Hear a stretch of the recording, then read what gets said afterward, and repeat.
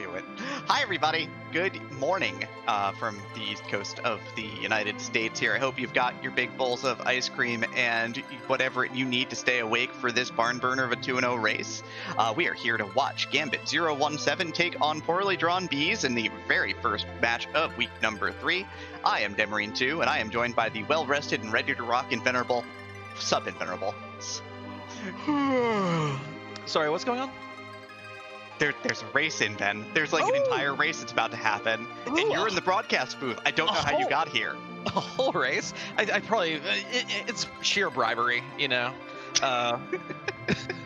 But yeah, this is actually I'm really thrilled. 2-0 matchups are great, especially with, you know, we have a couple of kind of new up-and-coming names here. We've seen a lot of like classic runners of the game stumbling a little bit so far in the Lali-Ho League, and Gambit and Poorlydrawnbees here have both just been killing it.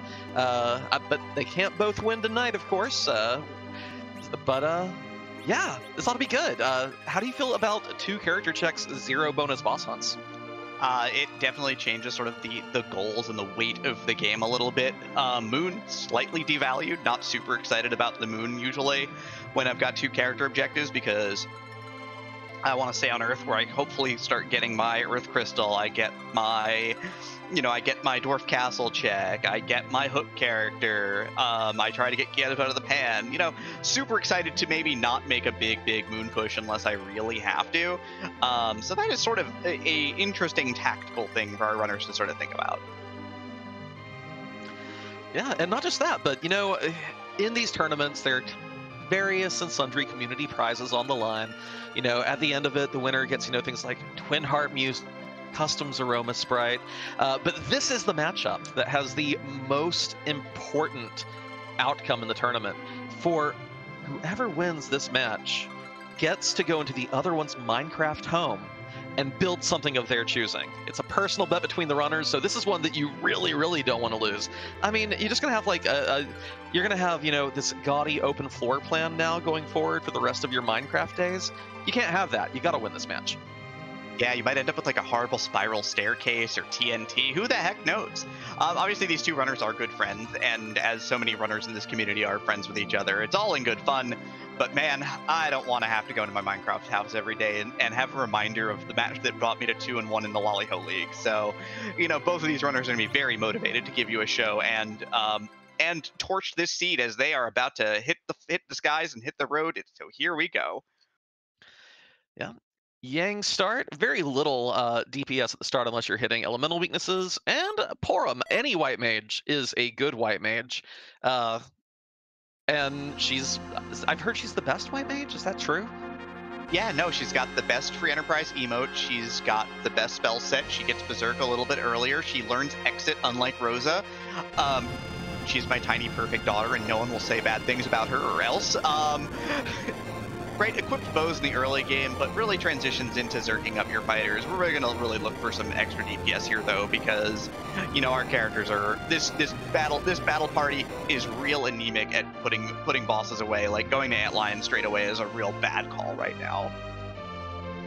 Indeed. So, and of course, with those other character checks, we'll probably see a Hobbs peak fairly soon. Neither Kane nor Palom is gated, unlike Edge and Fu, so could see them as early as then. And side-by-side airship landings, both runners going right for the Damsian Treasury. Nice dense loot. It may not be quite as strong as some other places on T Wildish, but you get so much in such a small little area that maybe we'll get something cheeky here. Looks like a flame saber and some ice arrows, so not the most. Oh, never mind. There's a tiara for our Porum, so she's gonna have some real good defense. Doesn't increase her white magic casting stat any, but keeping your tiny white mage alive, most important. So that's gonna be fantastic for both our runners. Excellent defensive gear, and if we see another Porum on Hobbs, you can kind of get cheeky with it. Use that black magic bonus from it to power the twin cast in a way that you don't normally get to do when you have the 2 white mages casting it. And then bringing that really good tech to the show here. Clearly, you're ready to rock tonight. I mean, there's just something really fun ever since duplicate characters were added in letting the double Porum be your source of early game twin cast DPS. I hope it happens. I mean, it probably won't. We probably won't see a duplicate just out the gate. But if we do, I mean, I guess that makes her an even better white mage because she casts black magic, more or less. So Gambit does give us the waterfall check that that Bees skipped out on. It's just orbs, so no CPU for our runners tonight. Silverfire noting to me that the twin cast thing is vanilla speedrun tech. If you're not doing Karen/trash can, if you want to do twin cast strats, you put the tiara on for the magic power. So that's kind of neat. Yeah. Notably, Porum did start with a bow and arrow, automatically back row glitch, but also that means that we have a bow and arrow in case Rosa here doesn't have one. That aim command will remedy a little bit of the crossbow's bad accuracy, and maybe let her be meaningful DPS for this team early on. Yeah, a bit of a clunky fight here in Baigan. Gonna try to go for the slow, but the wall's already up, so this is gonna slow down Yang, which is not really optimal right now. We gotta take some turns. Slowing your already slow characters here, not great. So this is kind of the fight that you'll work your way through because Baigan's output is decent, but shouldn't really be. Well, it's actually looking worse than I thought it was. It looks like we got a power staff on Rosa, by the by. Oh, that's fantastic. A little ruder for Gambit since his Rosa's not back row glitched yet, but I love an early power staff. It's 99% accuracy, I believe, with a +5 strength. This is the beaten stick for your low-level white mages in the early game. And it's probably going to do more damage than Yang is at these levels, sad to say. Yeah, like you said, 99% accuracy. High accuracy weapons are nothing to cough at. Bows are notorious for being low on accuracy in the 50 to 60% range much of the time for the lower tier bows. So without the aim command, the bows are pretty bad, but will get you by. But you have to deal with that high damage variance, which can be really, really troublesome.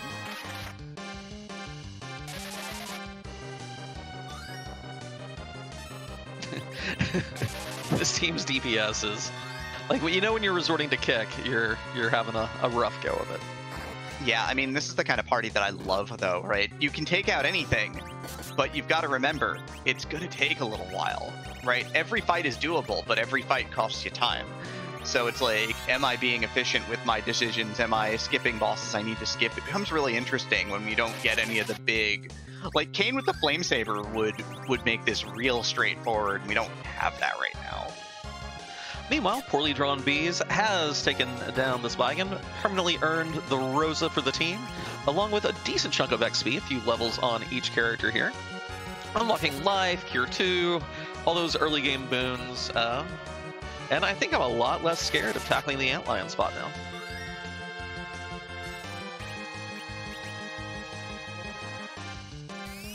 Oh, did our Yang start with a Charm Claw this seed? That is pretty gross.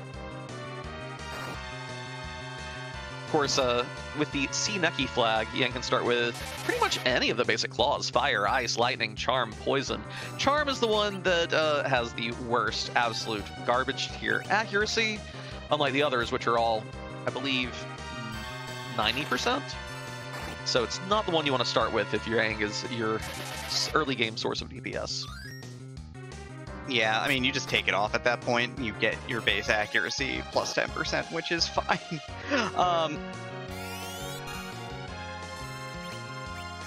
But yeah, so Bees with the slight edge here, having used that power staff to good effect here, is now doing a little bit of selling out and goes directly to Fabul before going to Alliant Cave. So we're going to get a look at the Fabul Gauntlet boss here to start us off, as our runners really start taking on the world. Ooh, and Gambit falling a little behind here. That arm's final explosion was just enough to finish off Porum, so no levels on her this time. Rosa and Yang only two to get XP here. This is not the Mylon I think we wanted to see here. I think we wanted Mill and Z, but we've got Mylon and friends. But looks like Bee's using the power staff for the other thing, bonking Yang and getting him berserk. So he actually has berserk status. One of the really interesting things about the power staff is that if you swing it and hit somebody with it, it will apply the berserk status, so you can get it that way. It's really neat. And also, making a point for that Yang to be in the middle slot, you do get a 25% accuracy boost here, which, yeah, if your only claw is a Charm Claw, you desperately need every little bit there that you can get your hands on.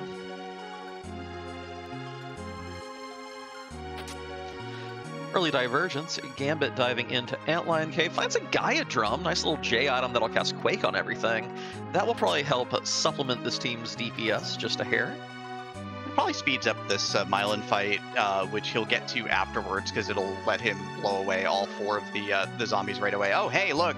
A holy sword for a holy man. Dipping in the Charm Harp room and coming away amply rewarded. A Samurai Bow to boot down here. That's a beautiful piece of gear for Rosa. You may like that Power Staff, but in-command Samurai Bow with, what is it? Samurai is a nice strength boost, plenty of power, just need a decent arrow to go with it, and Rosa will be tearing through this early game. The neat thing about it too is it doesn't decrease your magic casting stats either, so Rosa can still be a viable white mage if necessary. So all in all, it's there's a lot of upside to the Samurai Bow even over the Artemis Bow if you don't need the 15 agility.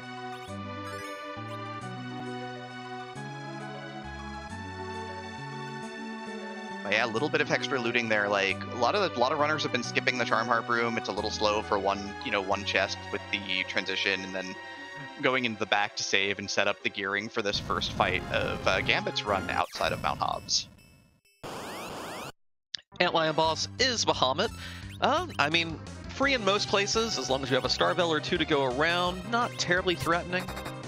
But meanwhile, Poorlydrawnbees has taken down that Mylan fight, a few more levels.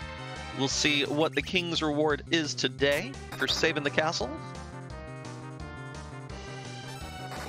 Yeah, it looks like Gambit's going with Berserk, Rosa, and Power Yang to get through this fight. Not a ton of health, so this should be a-okay fine. Another Holy Sword for another Holy Man. God, Cecil is so good on these flags. I just want to throw that out there, that Cecil can be picked up late. He's just fine. Only needs like level 42. It's cool. But Demarine, where are the key items? Where are the key items? Like you've got a holy spear for a not so holy man on Gambit's screen. I mean, look, these are the keys to killing bosses, right? Who cares where the key items are if you kill everything instantly? And love a Dragoon Spear. In fact, it's the one, I believe that's the only one of his that gets put into the tier 7 pool, just because of how good it is against so many bosses and for accelerating grinds. Especially on this flag set, we have standard shops in play. You have a very good chance of finding Sirens, and giving Kane the ability to one-shot eggs, to tear through gold dragons, to say nothing of the bosses who count as dragons, is all, makes it a very attractive weapon. And we kind of have to find a Kane at some point, don't we? Yeah, I mean, Kane is required here, so you know you're going to get some leverage out of that Dragoon Spear if he shows up fast enough. Very dangerous boss out of the pool as Gambit gives us the Miss Dragon check and shows us the Canadian Nope Noodle. So I guess half of the pasta is off the table tonight. Yeah, so if we do have a hook route, that's one more enemy out of the way, and another one gone, and another one gone. Another wall is about to bite the dust. Yeah, I mean, our reward for fighting the wall here is Edward, so, you know, I mean, he's just a brick in the wall, I guess, at this point in time. But we're going to see who's behind it. It is the Antlion, freshly out of the cave, just wanted a cold drink. What are you doing? Please don't punch the Antlion, because the Antlion will punch you back. Oh god, doing 400 damage a hit on barely armored Yang. This is frightening. This will be a kind of slow fight, but the nice thing is to have both Power Punch, which won't draw a needle counter. I mean, this spot has low magic attack anyway, but at these levels, any damage is bad damage. But Power Punch, and if you do put a bow on that Rosa, the aim command will also not draw counterattacks. So this is doable via attrition for this team right here. I kind of like the play. I'd like it better if Edward was not the reward for it. Yeah, I'm not real excited about Edward ever, but on this flag set in particular, it's not fantastic here. We've already got a bow user in Rosa. We've already got some physical output in Yang. Yang's not that bad. Power command's pretty good. Antlion's got a ton of health at this spot and is just doing massive damage. The Neki flag is really rough because, you know, you don't have any armor to start. So even with like the rune rings equipped to your mages and Yang gets the karate shirt, you know, you're still getting absolutely pummeled right now.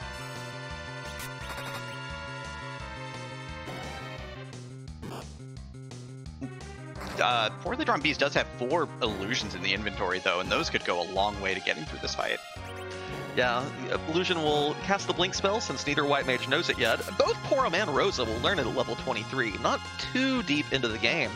So burning 1 or 2 of those early on now, just to make this fight that much safer and faster, I like it. I like it a lot. Yeah, it's super important to spend your resources. Like, the whole idea is you've got items for a reason.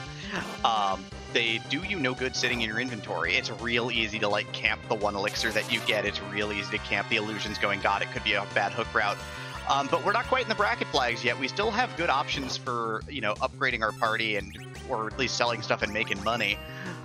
So like, let's sell stuff. Let's dump our inventories on the floor. That's super important right now, and just use what we need to get through this fight. And we do see bees burning through them. 3 illusions popped. When the frame rate syncs up, you'll see all her characters making your eyes very blurry. Let's see if now I believe those illusions came from the Fabul item shop, so Gambit won't have those yet. He may have a much rougher time at this fight than Emily's having. Yeah, it'll be real interesting again. I think that. Yeah, he's taking 230 a swing here, and also keeping in mind that Yang's a little faster than Porom or Rosa at this juncture. So having Yang in the middle against his really slow boss spot can be a real big boon for getting through the fight in one piece. The idea is that it looks like Antlion is really getting his moves going here on this team, which can be, of course, devastating because everybody's in that 1-hit kill range right now if they don't full dodge an attack.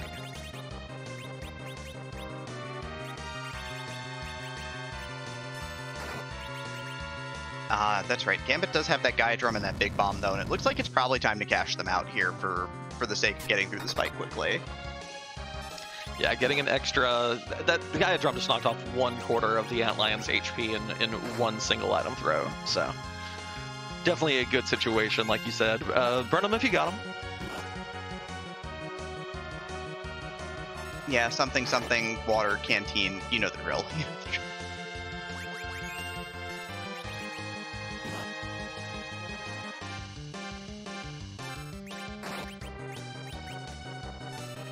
But yeah, it looks like Poorlydrawnbees does have the fight stable. Gambit also has the fight stable, but is a little bit slower right now, even with the items. So we'll kind of see how this ends up playing out here. Yang's accuracy is real low right now, which is a little rough.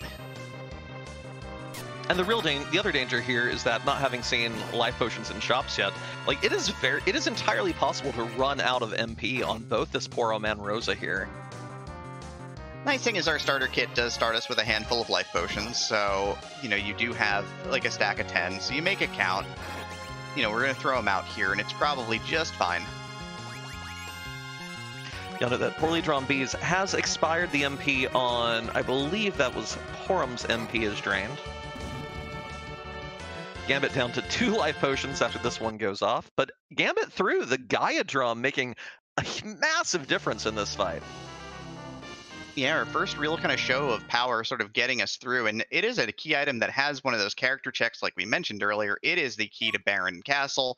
Probably not a fight that we want to take right now as Emily polishes off Antlion as well and going to get her key reward on top. And I guess we got an Edward. So, but the question I have here is that, so we got the Baron key, but also both our runners just saw how dangerous and time and resource consuming that Antlion fight was. Are you not a little intimidated at the bosses in Baron Castle at this point? Oh god, I'm definitely afraid of the bosses in Baron Castle right now. Probably a good idea here by both our runners to check out and find some armor. And there's the good stuff.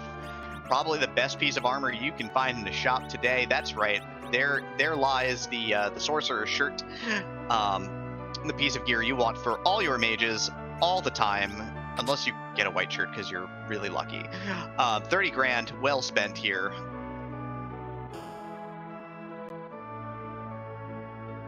Yeah, just very good physical defense, immense magical defense, and evade, +5 to each caster stat. Worth every penny of that 30,000, in my opinion. Yeah, absolutely. Like, that is definitely one of the S standard, you know, gated shop pieces of gear that you want to see as soon as possible.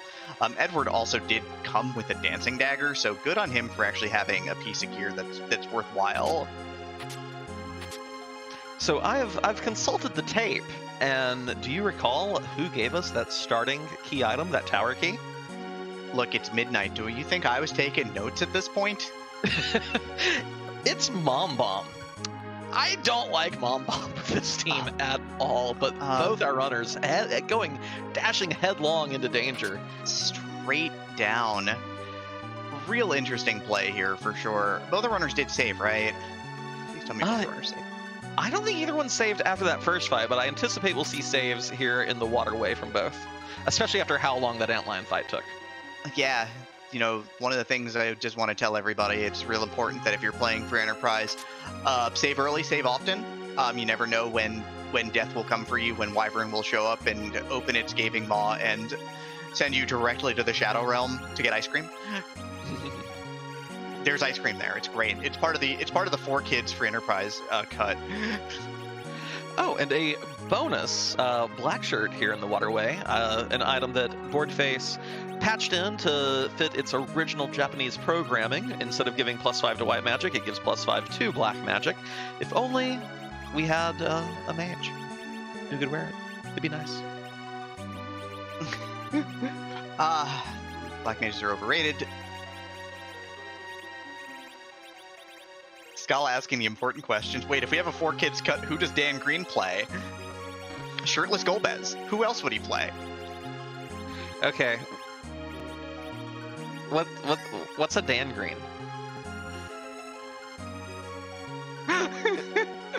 Y'all are cutting entirely deep for me.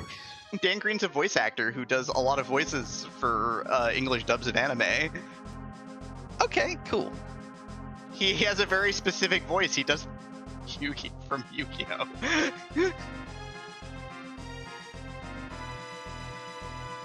Yeah. So back to the Mom Bomb fight here.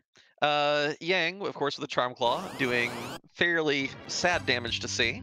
The best damage that Poorlydrawnbees was getting out of any player on the team was Edward with that dancing dagger, but Edward is asleep right now. He can't come to the phone. Look, it's a fight in a castle and he wants to ruin your speed run. What do you want? Oh, I'm gonna go cry. Oh, sorry. Please don't cry.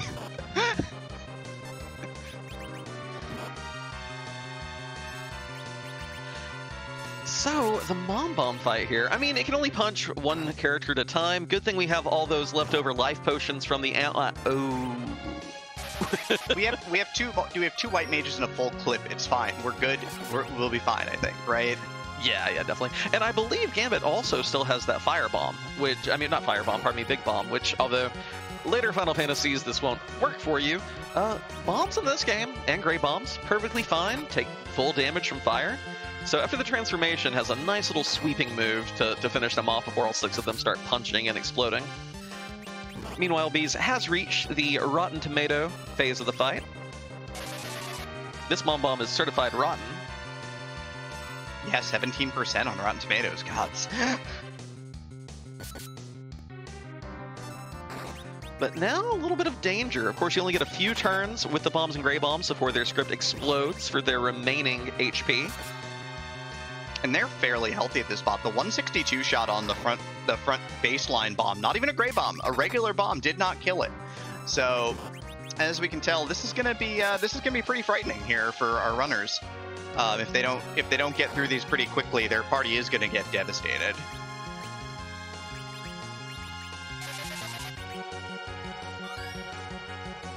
Gambit also reached the explode phase. Does he remember that he has the AoE item still, though? Oh, the real nice thing here is that one of the bombs is charmed and another one is berserked, so that'll stop them from exploding. The only problem is that when that gray bomb hits, since it is berserked, it is going to hit 50% harder. However, Rosa does the job, finishes it off, so we're fine. No berserk bomb swings, which would be incredibly painful. But here's the first explosion. It hits Rosa. She's turned to ash, 336 damage. Porum does finish off another one, though. Bees guaranteed to survive this fight. and Gambit cashes out the big bomb immediately, so both our runners threw it at about the same time, even with Bees starting it slightly faster with slightly less looting on the way down. Now I gotta make a decision. Do we go safety save? Do we hang out up here? Do we raise up Edward because he's got a dancing dagger and is actually useful? Let's find out. I do like both of our racers here going for this nice cluster. Well, Bees only went for the 3. Gambit taking the little full cluster of 9 here and gets a protect ring out of it. Baron Castle, surprisingly high loot tier to kind of compensate for how long it takes you to walk through it. Oh, and Gambit, in fact, going full greed. Gonna go ahead and loot the Odin Tower and finds a defense sword. Where's that cane? More importantly, picks up a second Gaia drum here, which can be real handy potentially for helping push through another one of those bosses, having one on tap for the Mylan and Friends fight. Also finds a ribbon helmet. Armor is so valuable on these flags, and I think we found it. It's here. We've got that armor. Yeah, but dubious though, Gambit did not, still has a full inventory, did not remove everything there. Does hit the sort command to stack a few things up. You have to be very cautious with that. Every time you enter that screen, you give your opponent 5 to 10 seconds. Would you like 5 to 10 seconds? Here, have it, take it from me. So definitely something to be cognizant of in these races. Hopefully we'll see a visit to a place with shops, sell off a bunch of that, make a little room. But meanwhile, Bees has gotten the very good news that it is the Fabul Empire has usurped the Baronian throne. Kinatsu spot has very low physical attack, so karate fight not actually threatening here. Just a little bit of HP to have to chew through. Yeah, the spot is very dependent upon the wave command in the vanilla game, where, you know, Kanazo hits you for about 4% of his maximum health with wave every couple of turns. So the whole idea, of course, is that the spot is built on that skill alone, and therefore ended up getting lower stats. So one shaky karate man, down goes Fake Yang. Real Yang is the winner. Flexes on everybody. So Bees again getting first in the fight and getting out in a hurry, definitely leveraging the party skills and her knowledge of the gear she has. Gambit meanwhile took a heavier loot route, but I like that ribbon, I like that protect ring, I like that defense sword. You know, he's really set for the long term now and may be able to kind of stop looting as soon as he leaves here if he chooses. Yeah, all that armor's wholly irrelevant. We're going to ordeals. Yo, shoutouts to Cecil, best character in Free Enterprise again. When has he ever not been the best character in Free Enterprise, though? I mean, vanilla agility makes people a little dubious of him, but I think the Holy Swords, along with the cover command, still more than compensates for that. His agility... Oh, go ahead. Yeah, if I got an Excalibur, I don't care about all that. I don't care.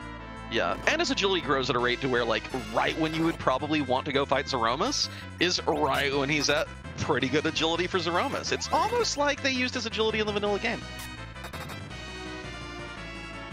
Strange. Weird. Very weird. What a strange game. Hey, we have a way underground. It doesn't involve a hook. That's pretty nice. That there's still ordeals. Ordeals is still over there waiting for us.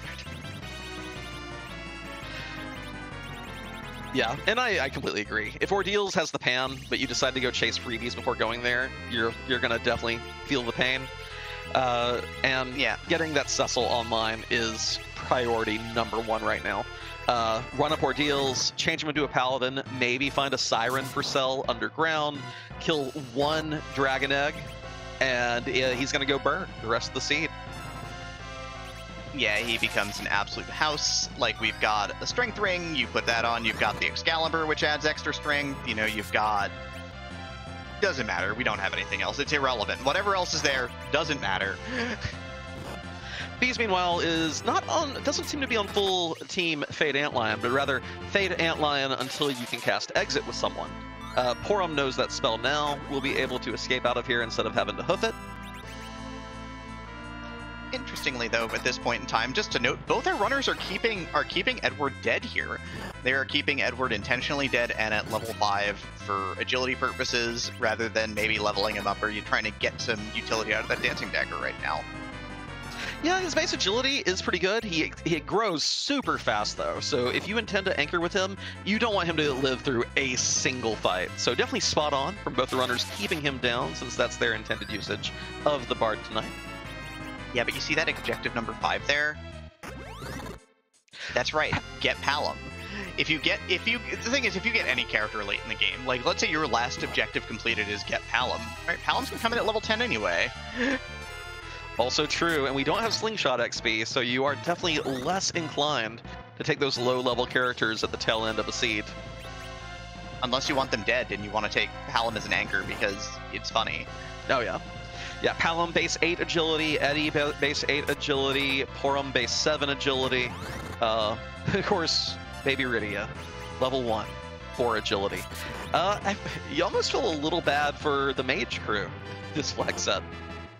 Yeah, I mean, you still want your utility mages. Fu is still Fu. Like, welcome back, Fu, to the league. You're great. We love you. You know, Fu is another one of those characters that when you get him, you can always take him because he comes in at level 50 and he runs around him a little bit. So our runners have been taking advantage of that world warping old man here. But Gambit does get through. So Gambit is lagging behind a little bit, but again has a lot more armor in the inventory right now, which is pretty fantastic, honestly. So kind of has an edge on the gear side, while Bees is trying to take the edge on the let's loot a little bit more lightly so that we can take advantage of getting through a lot of these spots faster. Yeah, and also I think it's very important that Gambit does purge his inventory pretty soon, because Gambit has both the Excalibur and the lightsaber. Sell that lightsaber. Gambit has both a defense sword and a dragoon spear. Pick your favorite, sell the other. Get that stuff gone, get the money. You don't need to open boxes at this point. You can buy whatever remaining armor you feel your team needs, which Protector Ring, Ribbon, Sorcerer Robes. What do you even need at this point? 4 Sirens, 5 Hourglasses, 2 Coffins, 7 bottles of Bacchus wine, and a partridge in a pear tree.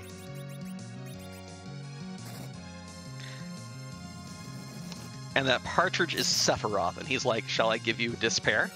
Okay, that was a stretch. But Skull is restreaming. I will never not make Sephiroth despair jokes.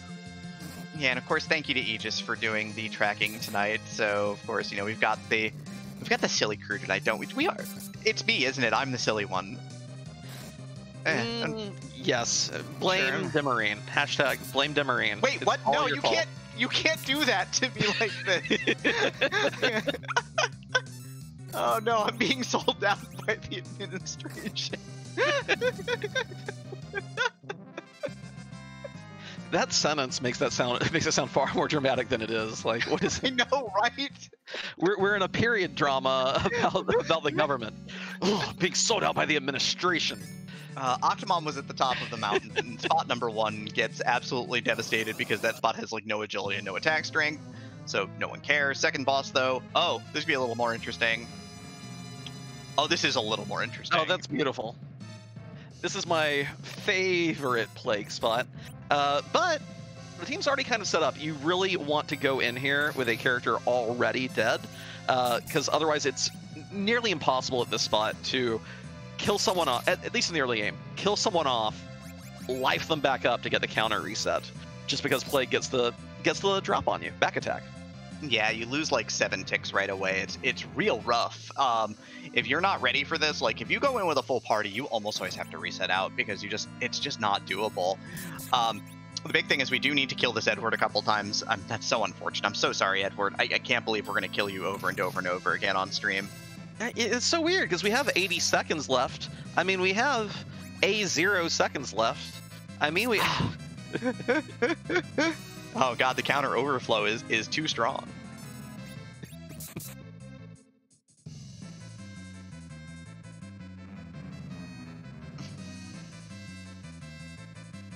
But yeah, very, very nice strat here to use if you don't have, you know, the big power tools to just burn through Plague in a hurry. Knocking down a character, laughing them up, Plague says, wait a minute, you don't have a counter. Let me fix that.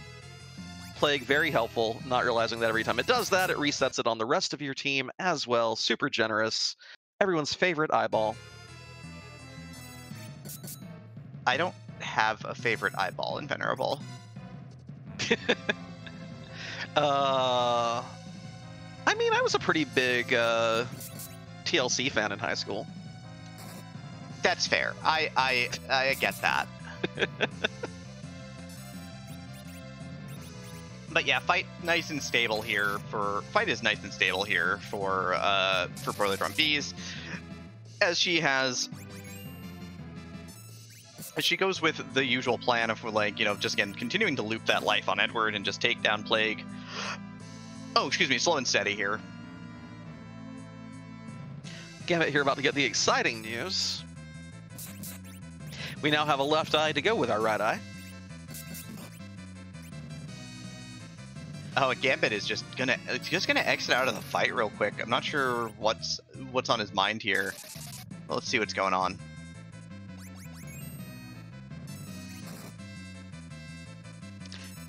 Gambit eyeballing that Berserk spell on Porum, maybe planning instead to try to do oh, what's a good term for it? I mean, we can just call it Zerker strats, but basically status timers in this game, including the Doom counter, cannot finish processing if there's another action already happening on that ATB tick. So critical mass of Zerkers, and you can also avoid dying miserably to the Doom count. Two of the main 3 strats here going to be displayed, provided Gambit has the ATB and the speed on his team to pull this off.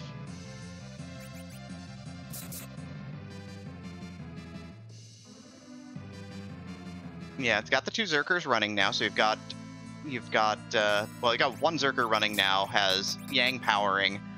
We'll see how this works out. Rosa dies. Oh, that's bad. Everyone's dead. That's not what you want to see.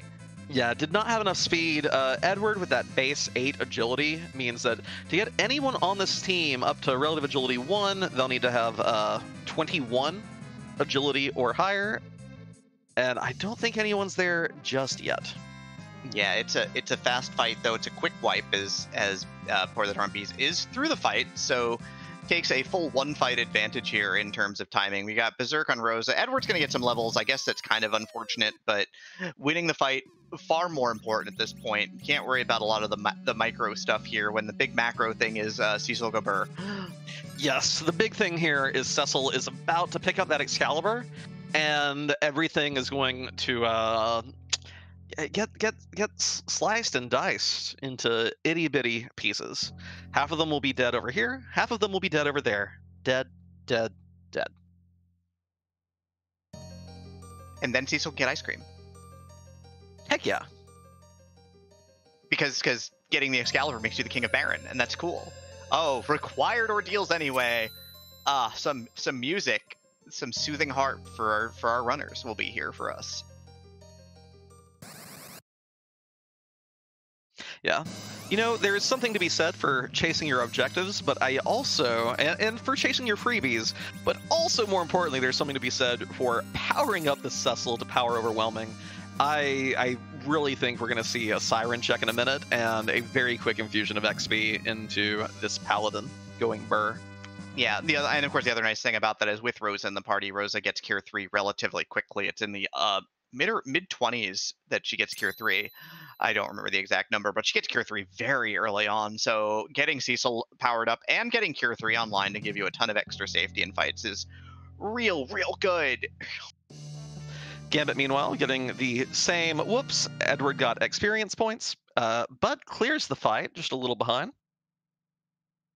Yeah, these runners have been pretty well in lockstep. Again, I think the big difference, Gambit's been doing a little bit more looting, but his looting has been paid off really well. Like if you're gonna loot, that's the kind of stuff that you want to find on this flag set. T Wildish is real nice. Baron Castle can be real nice, but like getting paid off with like 3 different pieces of the best armor in the game for your characters is just, that's a lot. Oh yeah.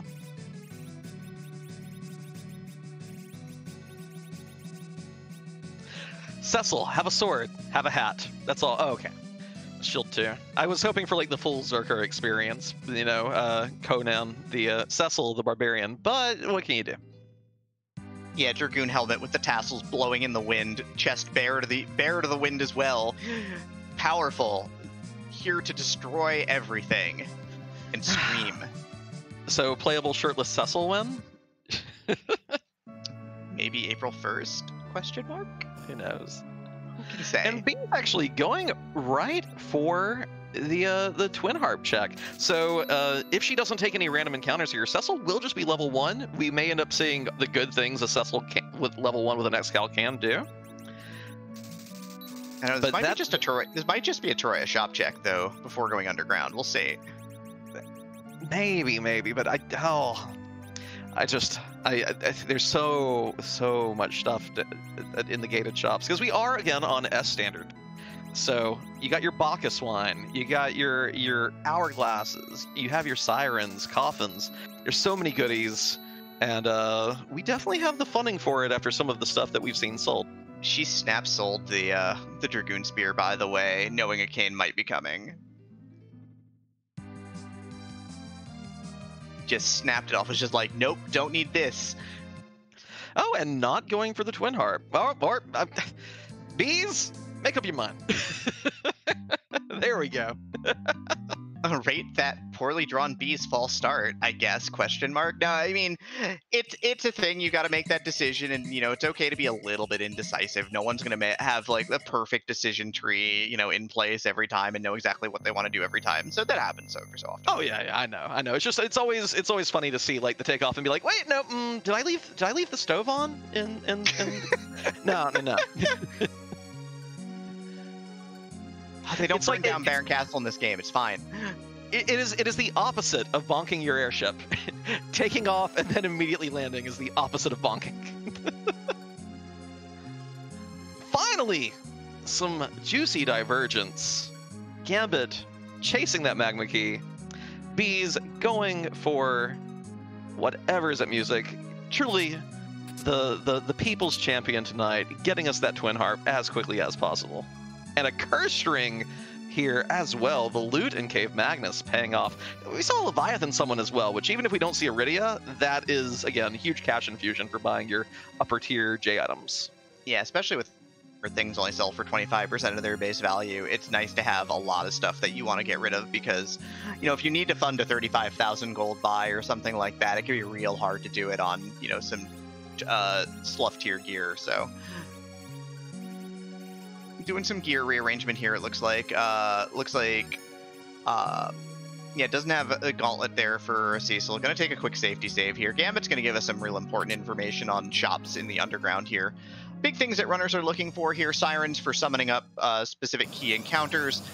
You could be trying to find hourglasses that cast stop on things. You could be looking for coffins that let you cast instant death. Lots of good things here potentially that you can get your hands on. So we'll see how this ends up working out. Yeah, and Gambit, I was incorrect earlier. Gambit has not fought the fight at Fabul yet, that Mylon and Friends fight to earn an Excal. So currently rocking a lightsaber. Seeking, theoretically, to try not to do the painful multiple dips back and forth between Sylph Cave and Fabul. Perfectly understandable. Would you like a free siren? Yeah, it's a stationary engineer. But speaking of engineering, we've got the music engineer of the Free Enterprise universe. We have the Bard of the Hour, Edward's about to hit the stage. So here we go.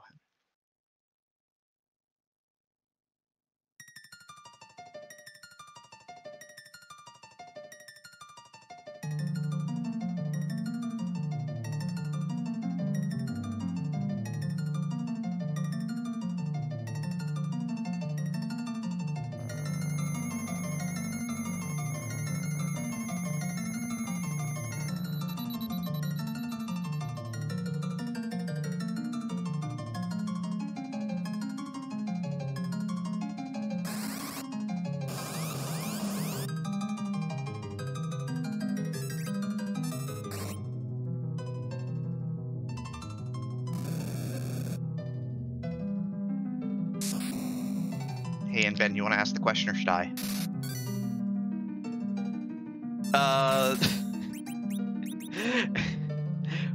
How much damage does a level 1 Cecil do to Dark Elf with an Excalibur? It's a lot.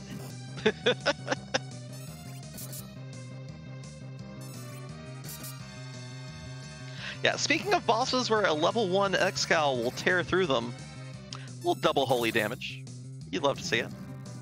Gambit on the way down in LOSM on the other screen, by the way, finds both a pro ring and a life staff. What in the world? These treasure chests are glorious today.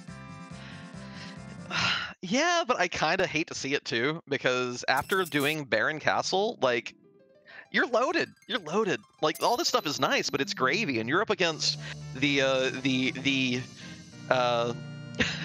the blue and pink name killer, Poorlydrawnbees, just carving her way through established, runners in the community.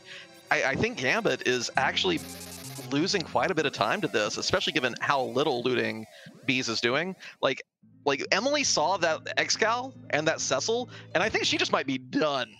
She's like, okay, I got a curse ring, X-Cal, Cecil, Rosa. What more do I even need? I mean, she's got a package. So that's a character check that she could do before she goes underground. Knowing that you don't need a boss, you can just look at the character. If it's not Kain and it's not Palom, you just jam that reset button. 6-second check. But it could be an objective here. Not to say that Gambit won't get to it, but always nice to have that out of the way. On the flip, Gambit giving us another look at shops here. People are saying you might be looting to sell. You know me, I've got opinions about looting, and most of those opinions are treasure boxes are bad, and it's a bad habit to be in, but people love them anyway. Oh yeah, you and I are both like, if I've opened more than 40, something has gone wrong on AT Wildish Seed. So, admittedly, it takes all kinds and different strategies. It's just, you get you and me in the commentary booth, and we'll be like, whatever, I'll do it barehanded. We'll fix it in post, it's fine. And just Iridia behind that package. No Kain, no Palom, not even a Fu if you really decided you wanted to add him to the team.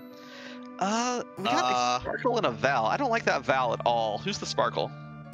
Bail out, run away. Turn away from the skies, please.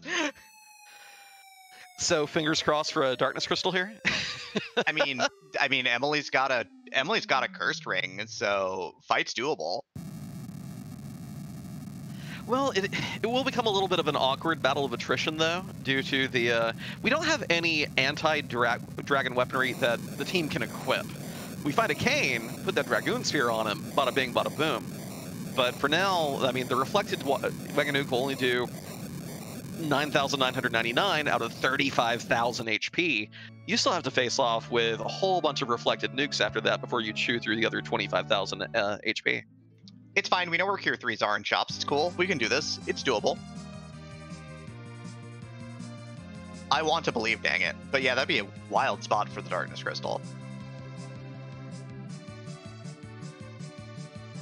Interestingly enough, Wyvern there makes you want to go take that Iridia potentially as well to do some really cheeky Mega Nuke Reflect strats. Oh yeah, my favorite use for the Imp summon in the entire game. Hey Iridia, what's the summon you have that basically insta-casts? Imp! And Wyvern gets so angry at that for some reason. I don't know why. Wyvern's just like, yo, that's not cool. Why are you coming up my house and doing this? And then tries to Mega Nuke you again. I mean, imagine that you're facing off against these impressive heroes, and their way of attacking you is they summon a 2.5 foot tall goblin with a wooden knife. Yeah, you're not wrong.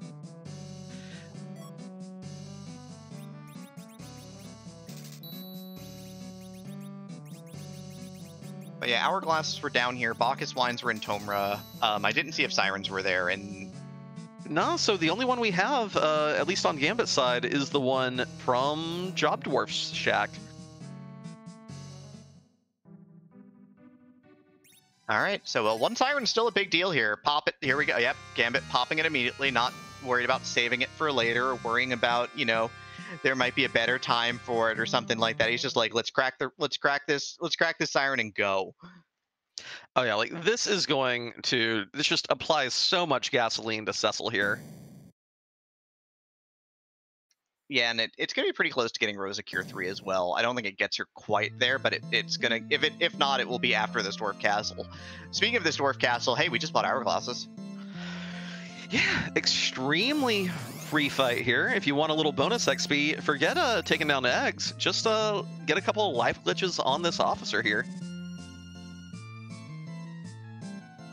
Yeah, this is gonna hit decently hard, but not like hard enough to really challenge this party, honestly. Like, Yang is in trouble, but, you know, it's gonna take a couple of waves of it. It looks like Emily's going to go for the straightforward plan here. Big thing here, getting Blink on white mages now, so Gambit is set. If there's a tough boss here that required the use of Blink, I mean, he'd be ready, but also taking a bunch of levels on Edward as well, it looks like, so going to level the entire party here. Yeah, Gambit may have realized, just like you said, that there are replacement characters for anchoring in the seed, and we've kind of, I think, reached the break point where Palom's utility as a mage isn't quite so thrilling, so to speak. Like, I think anytime you get him before underground, all of a sudden you're like, yes, I would like Virus, I would like Quake. But at this point, with the levels on the team, you're kind of saying, mages, I have what I want. Maybe I'll swap one out for a Fu or even a Tella for the full spell utility.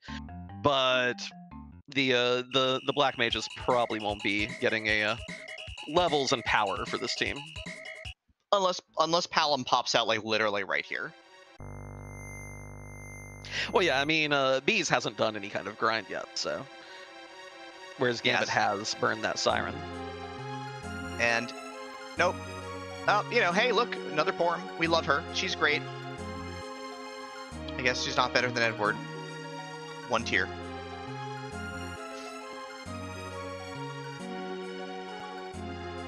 Leviathan at the gold best spot. Leviathan only has magic attacks, and this spot has very low spell power. The Ice 2s, well, I mean, they could probably still knock down that Porum or Rosa here. Yeah, the worst bit is... Go ahead. Oh. Excalibur. Yeah, like, the worst bit is the 25% damage dealing waves that pop out every so often, but look, it's Cure 2, it's a good spell. Everybody loves white mages. White mages are great. Best characters in the game.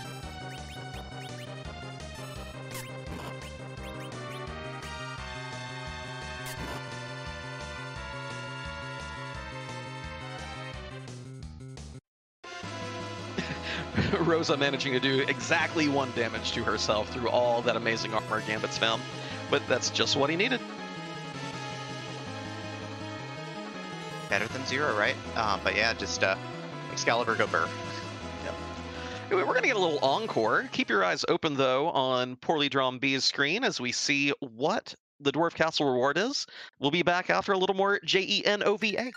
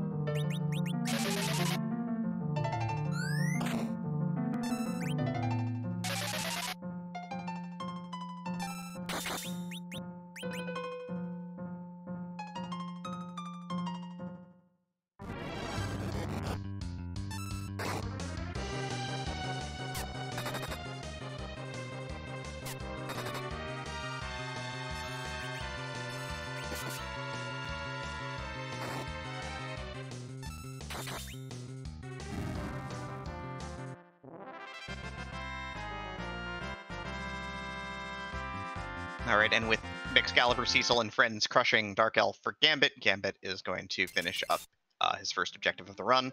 On the flip side of the coin, Luca collects tails? I mean, class change? Class change? Oh, we already did our class change. Yeah, different mechanics in this one. Yeah, you don't just... We already talked to Bahamut, but he didn't want a rat tail. He just wanted, apparently, to get beaten up for 15 silver points. I'm gonna start assuming that instead of it being a rat tail, it's actually an entire rat, and it's just like Luca here. She loves, you know, she raises fancy rats, and for Saven, you get your own little fancy rat pet / familiar. They make great pets. This is my tiny friend Robbie. He's going to go with you. Wait, what? Why? The elements have ditched Mylon and are operating the camp. Oh, there he is. Bonk, bonk.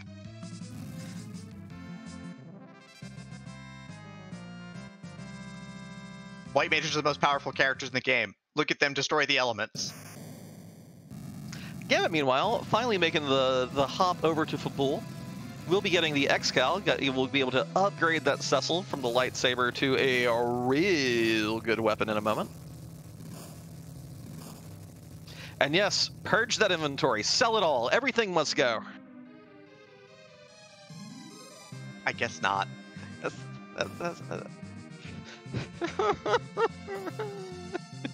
Are you okay, Inven? Are you all right? Are you doing okay over there? Do you need help? I'm fine. Sell one item if you're fine. Sell 2 items if you need help. Oh goodness. It's fine. A lot of the things with top runners is that it's real easy to get real fussy about inventorying because, like, it's super important to get rid of stuff, right? I'm gonna learn the Reciteer speedrun and sate all these needs I have that way. Do you love RNG? Because the Reciteer speedrun is for you. That Gaia finally getting cashed out on the Mylan fight, like I think I said 45 minutes ago. Rubikin's at the top of the tower, which is a real nuisance because of his gigantic health pool, but it's actually kind of nice because on the flip side of the coin, his magic damage here is abysmal. So this should be fine. Yeah, this is one of the spots where if you really do just want to zerk up a character with an ice weapon or even, you know, an Excalibur, you know, something like that. Like, you can just soak Fire 2 after Fire 2. Yeah, 31 damage to Yang even, not a huge concern. Does he survive this glare to boot? Oh, you easily. love to see it. Oh, easily. It like survives it free. Like, doesn't even have to think about it.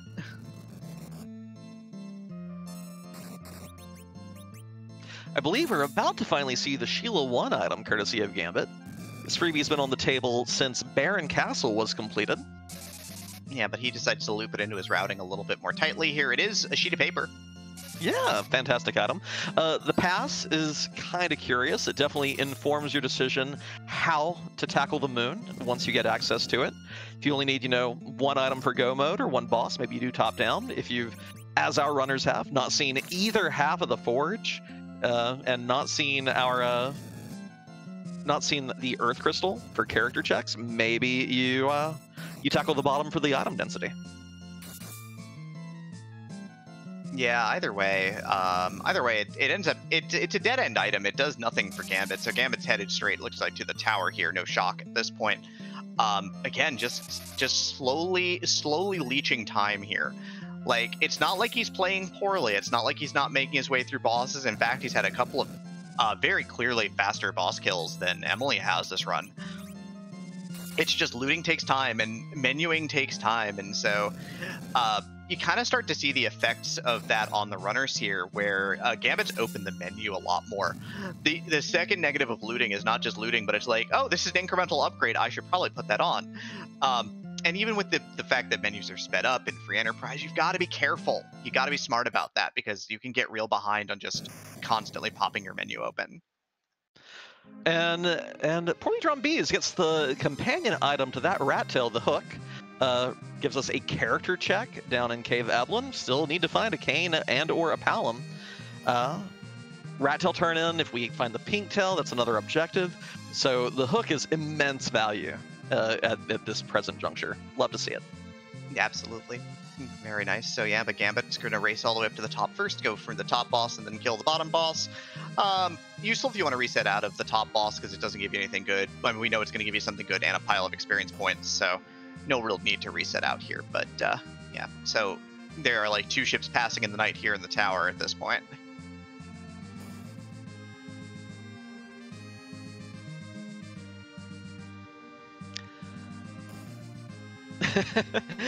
The walk out of the Tower of Babel makes me miss push B to jump just a little bit. I loved the base jumping over the side to return to the prior floor. It's like there's one really fast way down, and it's out the window. Let's go. That doesn't seem safe. It's fine. Don't worry about it. It's fine. Push B to defenestrate. And the tower key reward, meanwhile. Just a defense sword, so cash money. Well, I like that a whole lot too, because Gambit got one of those in Baron, and Bees did not loot that spot. So now Bees also equalizes on the loot front without a little bit more, without opening a single chest. That there, amazing weapon for Kayn if you decide you'd between it and the Dragoon Spear, or even just extra cash to buy what you need to buy. Yeah, big thing is that she hasn't been down here yet, so she's making her first dip here into the Land of Summon Monsters. We know that the treasure chest down here in the LOSM, the key item chest, is a incredibly useful Dragoon Shield. So yeah, nothing of worth was found. So like down here, not great in terms of loot, not great in terms of the item shop because there's no sirens. But we do have access to the Eblin Hook shop now, which is great. We'll see if she checks and sees Wyvern here, or if she just sees the Volvalis and the Sparkle and goes, God, I hate this game so much, and walks away. Well, I mean, you know what we're about to be down to. We're about to be down to Asura, Leviathan, and Odin. If that Rat Tail doesn't unlock a route further into the game, these are your choices. No one peeked the Odin spot. We know both these bosses, what's the technical term? They suck. And we don't have sirens to do an easy peasy grind. So okay, this seed may be about to get real nasty for both our runners. Taking notes. Suck is a technical term. Thank you.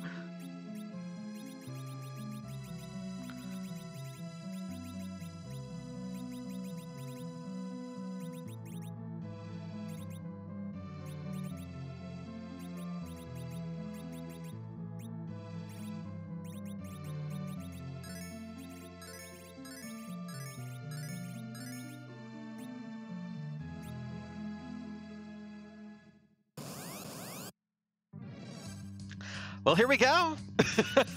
You may have a Rat Tail to turn in. There may be, an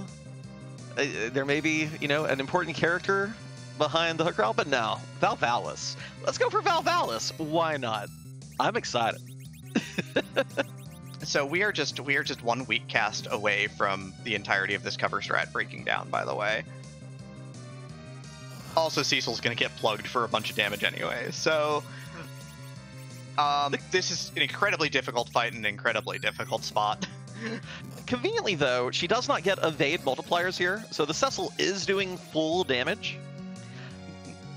I'm going to set up Blink on Cecil here to assure survivability. This is going to take a moment, but yeah, Cecil's going to hit for like 1,500 a swing, which is not bad. We're like, that puts us, 12 swings out from a kill here.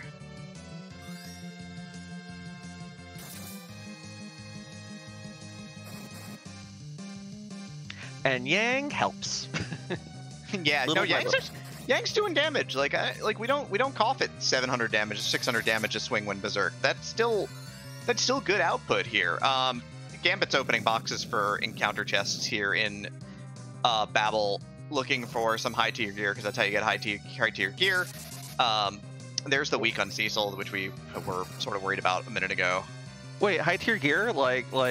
I mean, a power shirt's nice, but you say high tier gear, and I'm like, oh yeah, like an Excalibur. Oh yeah, like a ribbon. Like a ribbon, like maybe a crystal ring. I don't know, but yeah, Gambit does get a power shirt, so more. That's very nice for that Cecil. If he decides to come back and chase this Val, Cecil with the Excal power shirt combo will tear through her very quickly.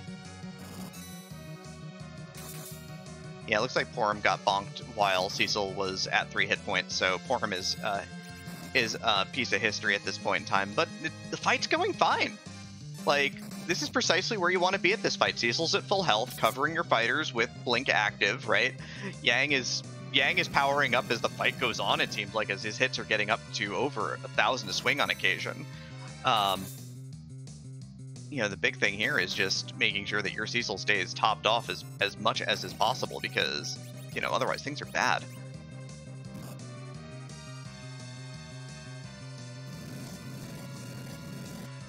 Well, Yang bites the dust again. That one turn with Cecil being weakened and not covering. Down to Rosa and Cecil, and Cecil is looking a little gray around the gills there.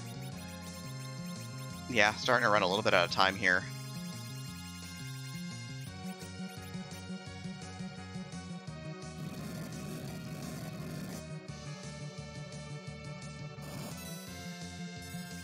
Now, of course, Gambit's already been to Feymarch. He knows what 2 fights are awaiting him there. Won't surprise me to see a very quick run over to turn in... Well, no, he doesn't have the Rat Tail yet. He's not done Dwarf Castle. Never mind. So he's going to get a hook and nothing to pair with it. Yeah, he's going to get a hook and then have to head on over to Dwarf Castle, be his next check most likely. It would make the most sense here.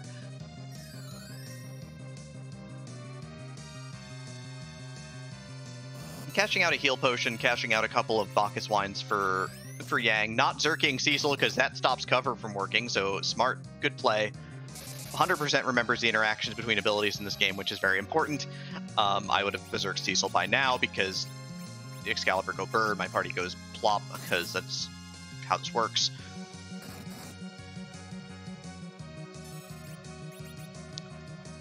But Emily's recovered very nicely here. The team looks strong.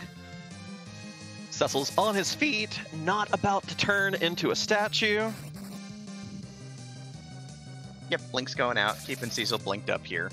Yeah, and any kind of payoff from this fight will put her, I dare say, firmly in the lead.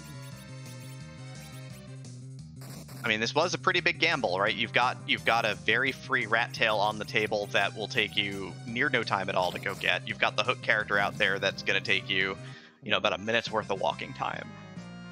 Down goes Valvalis, so wrecked up, taken down, super confident, good play. I'd love to see the super confidence here. Let's see what the payoff is. Is this the money? Maybe. It might be the money. That's not how the song lyric goes, but that's fine. It's good. We're leaving. We're not fighting Wyvern. Heck with this place. I like it a lot. It also does provide a little bit of a cheeky grind option here in case there is a boss that you need levels to beat.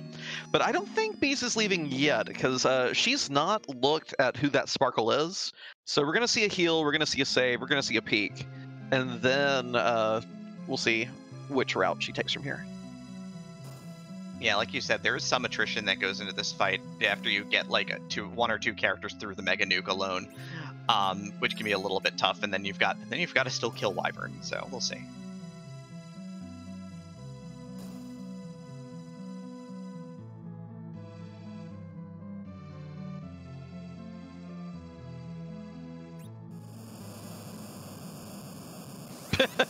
Giving us tips on Valvalis from the bookshelf before taking the telepod back down to the throne room.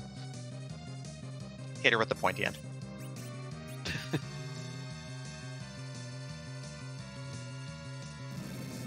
See the Wyvern, see the run buffer. I think, yeah, with the battle speed. Yeah. Yeah, dropping the battle speed it's kind of rough for this spot, but yeah, gonna drop it to all the way to 6. Okay.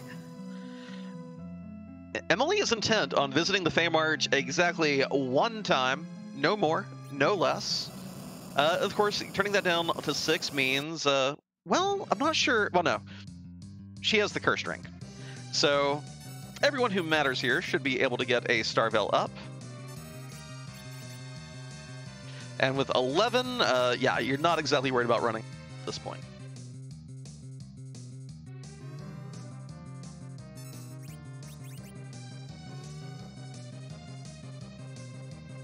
Yeah, on the flip side of the coin, it looks like Gambit is done and through with the Dwarf Castle check here, so gonna get the Rat Tail in a moment here. Edward, no! Mega Nuke right on schedule. Now, the other nice thing for Bees here is she does have 2 Bacchus Wines. Bacchus Wine is usable through Starvel. You can't cast Burst manually, but you can drink your wine. No wall is preventing that. And this Cecil and Yang are about to be off to the races. Yeah, and seeing as this is a dwarven event here, right? This is all about, you know, what the dwarves do, which is fighting and drinking and singing and not making ice cream because underground's really hot, but it's fine. Chad, I believe that Darkness Crystal is a misclick. I have not seen either racer receive a Darkness Crystal this seed. Correct. It was the Luca key from Favalis for Emily. Yeah. So Emily got the Luca key, and Gambit now has a rat tail to pair with the hook from the tower and appears to be chasing it forthwith.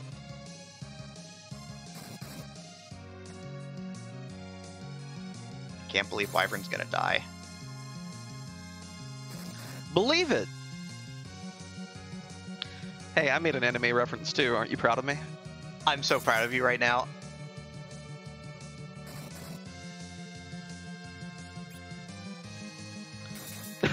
Gambit gonna tease us a little bit with regard to the rat tail, wanting to make the character and probably the item shop check as well.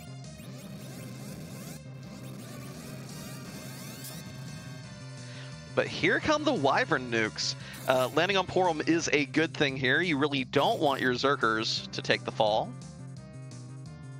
Yep, please keep damage dealers alive. No sirens, just coffins here in Evelyn's shop, so nothing doing. So if sirens are in the seed, they are at the rabbit shop on the moon. But of course, not guaranteed. 90% chance of them being in a shop. 10% of seeds will not have them present on S standard. Form's dead again, by the way. She's doing such a good job.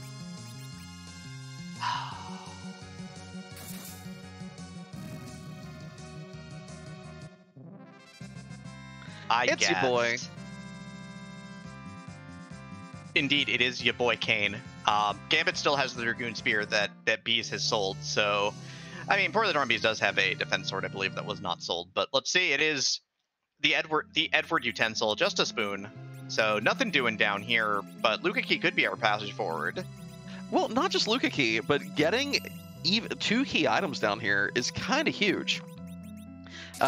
Even though, I mean, the Luca Key could be our gate to the rest of the objectives. But even that spoon, if we end up having to tackle moon bosses, getting that double XP to obviate the need for a grind is so powerful on these flags. And especially so if we don't find Sirens or Cell anywhere. Yeah, we're at 9 right now, total in the seed. I guess all that complaining about early key items made them all fall out of the underground.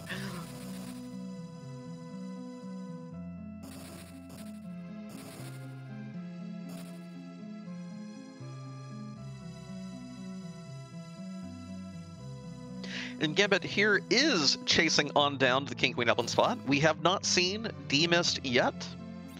So, making a play that you don't necessarily expect your opponent to leverage a big advantage. And it's not a bad time to do it. We already were in the cave to find Kane. And it's a cheeky play, but one I'm kind of fond of. Yeah, you leave a save in the save point just outside. You reset to it if this isn't what you want. Then you just cast exit. Doesn't take very long. It is a bit of a time sink, but if it is demist, you could all of a sudden give yourself a gigantic advantage. So we'll see if this pays out. It's a bit of a gamble, certainly, but you know, everyone loves gambling in this. I swear, every demist in here on a magma key seed, it always has like a glass helmet or something. It's very sad. Nope, we've got Asura not appearing in the seed instead, as she will not need to be fought. There's the reset back to the save point. There's the exit spell from the save point. Pass for Poorlydrawnbees, 9 items in the books, plus the pass, not a 10th key item technically. And we'll see probably simultaneous rat tail checks here. Yeah, and if that rat tail, I mean, if we, as soon as we get moon access, Bees has 10 key items. Like, whether it's through the Luca key, whether it's through the rat tail, whether it's through the Baron basement throne, darkness equals 10, and that will be a big advantage for her.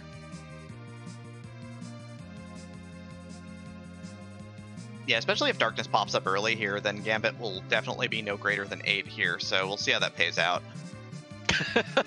But wait, there's more. Well, yeah, I guess we're going to go back. I guess we got to go back in time. Pen is probably the best item for Gambit here, just to increase the odds that he can equalize on the 10 key item front.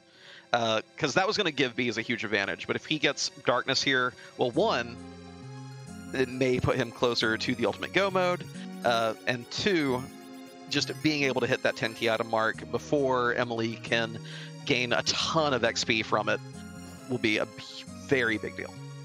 Yeah, I think the worst possible outcome, of course, is that Luca Key still has the Darkness Crystal, just because it's already done and Gambit's going to have to, as they say, use his confidence and wit and will to get through that fight.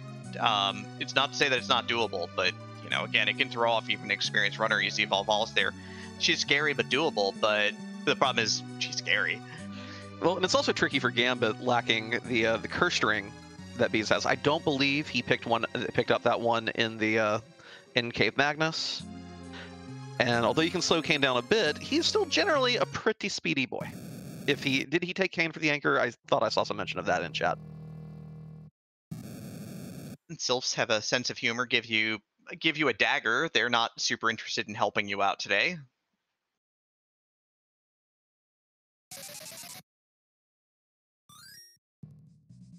Maybe they're actually being extremely helpful, and we just don't realize it, because that Assassin's Dagger is +5 agility. And if that's what you need to get through some of these ruder fights, I don't know. Maybe I'm giving them too much credit, but I think you always have to give the fair folk extra credit, right? Correct. They're here to guide you towards trolly things. But yes, did take Kane, is putting on the Drain Spear or the Drain Sword here for the minus agility. So is anchoring off of Drain Sword Kane right now.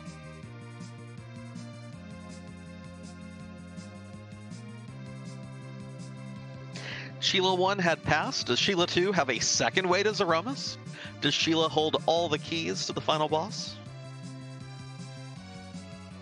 We are about to find out what is possibly one of the most important checks in the run here for Gambit, if this pays out or not.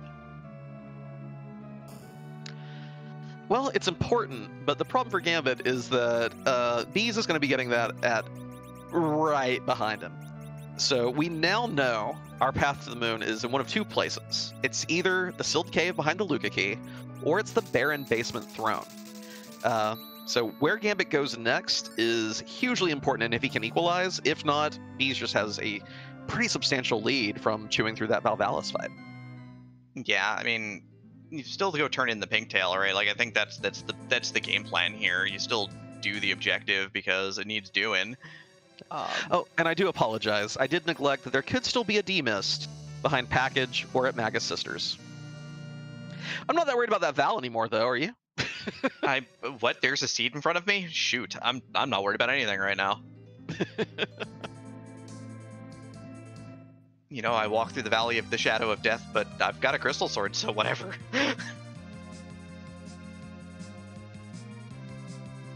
That is how it goes, right? Oh yeah.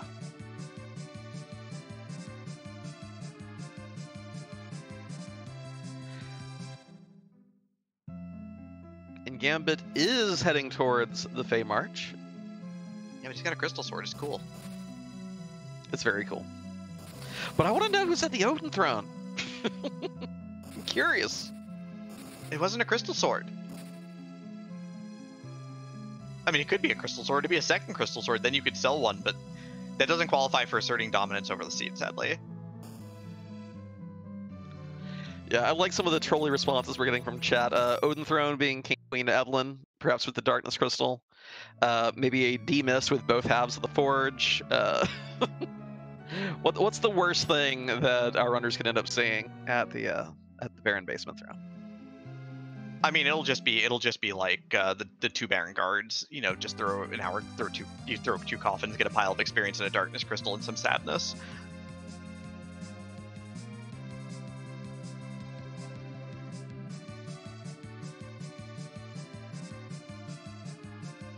I will note that also when Poorlydrawnbees visited the Adamant Grotto, she stopped in Silvera's item shop and found cabins.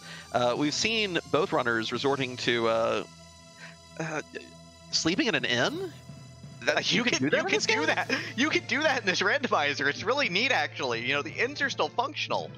Mind blown. I know, right? Isn't that amazing? Looks like Gambit dropped the battle speed to 6, by the way, so his plan is to do Wyvern first here. We know that's not where where the reward that is rewarding, I guess, is at, especially because he sent Edward back to bed, I guess. Very sleepy. I mean, look, he played all that music. He jammed out for a little while. Tired. I see that stack of 4 Bacchus wines as well. Now, Gambit may recover a little time here. Having the Crystal Sword now means that both these fights should go a little more smoothly.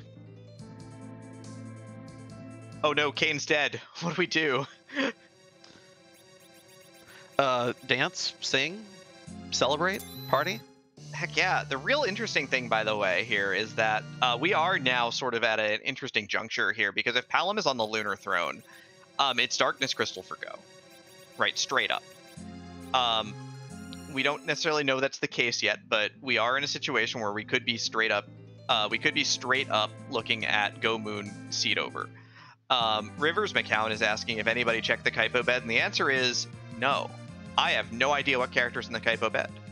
Well, why would you go to Kaipo? Oh, I guess there is an end there. If you... I mean, it also would assure us if... it also would tell us if there is a Palom taking a nap in the bed there, which would be real important.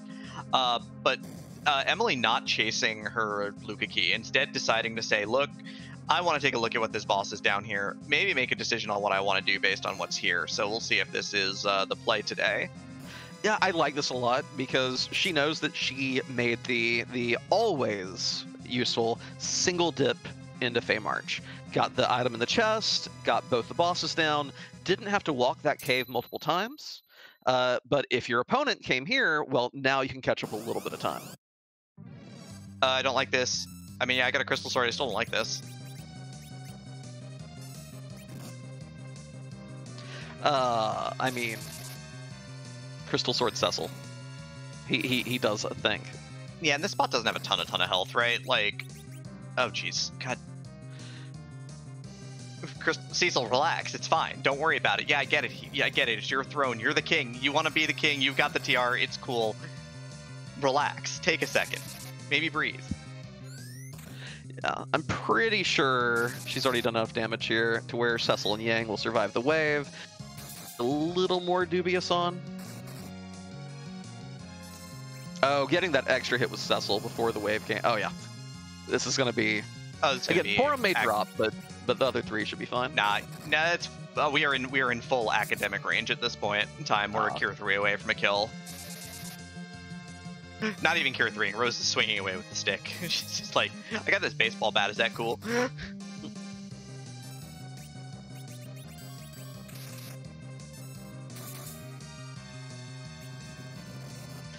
So Gambit here dives directly into the Val fight after the Wyvern fight, but notably, Kane lived. Kane got XP. Kane got a pile of XP, in fact.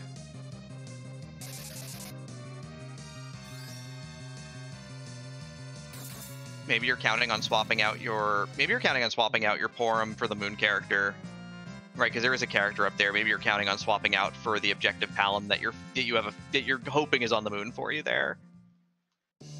And Emily getting 36,000 XP from this spot, and a decision. We need a character.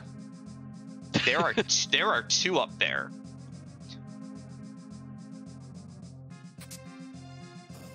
I guess it's time for that most important question: is the party rock in the house tonight? Okay. It amazes me that they were so darn popular for like a year. I didn't understand it. Well, yeah, I mean, they did like Party Rock Anthem, and they did Sorry for Party Rocking, and then they left. Like they committed to the bit in a very good way. They also did Shots, which was a very important piece of American culture. That's true. Do you think Emily even loots the treasury here, given that Crystal Sword Cecil? Crystal Sword Cecil. I am really I will feel so happy inside to see a faded treasury here. Skip that treasury. My heart is full.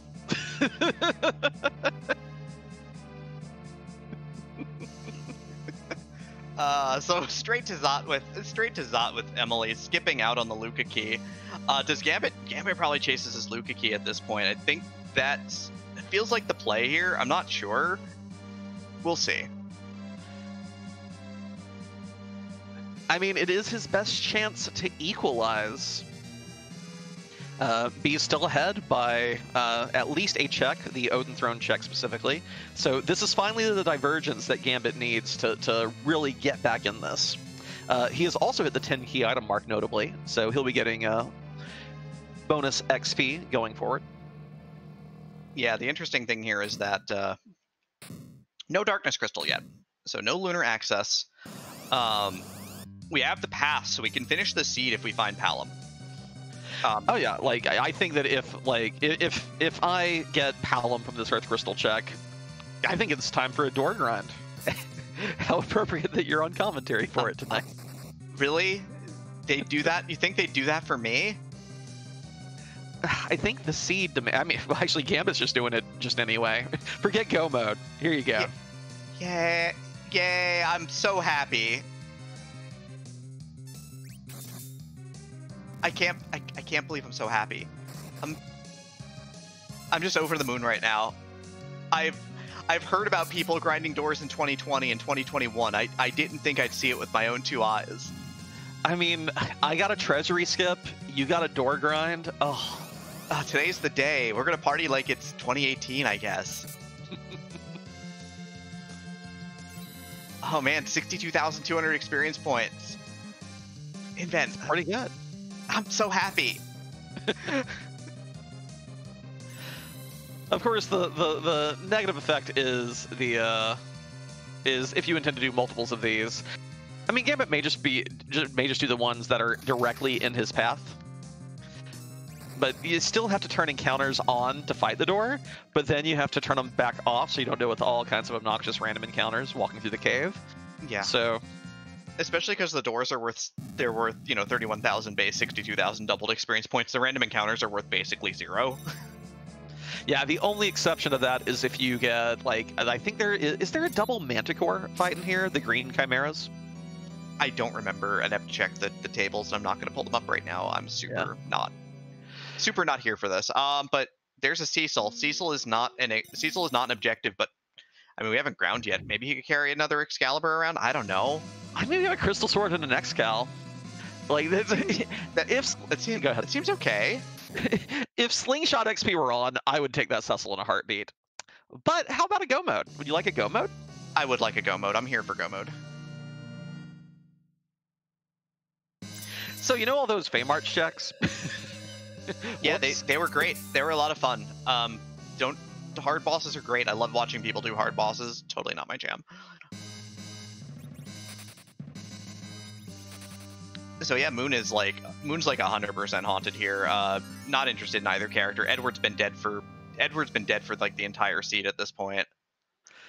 Oh yeah, and Bees also has the cursed ring, so already on the Edward. So even if you were to swap to the Palom, like you don't actually gain anything meaningful from it. What? the tower check is 2 characters, 2 bosses, and 2 key items. What in the world is going on here? So, there's another dilemma with Gambit doing this door grind. What if this item is absolutely nothing? Oh, he's got to take this out. There's you gotta way walk he's it out. keeping this. Yeah. The thing is that we know now, though, that Emily is also going to get the Darkness Crystal. Yeah. The chain is established, and that Legend Sword, more notably, is behind all this as well. Yeah. So it may not look like a dud, but that is a sad trombone noise. That is a complete piece of junk at this point in time. Yeah, no, it's all here. It's all up here at the top of the tower. So the entire seed was do Baron, Castle, and you're done.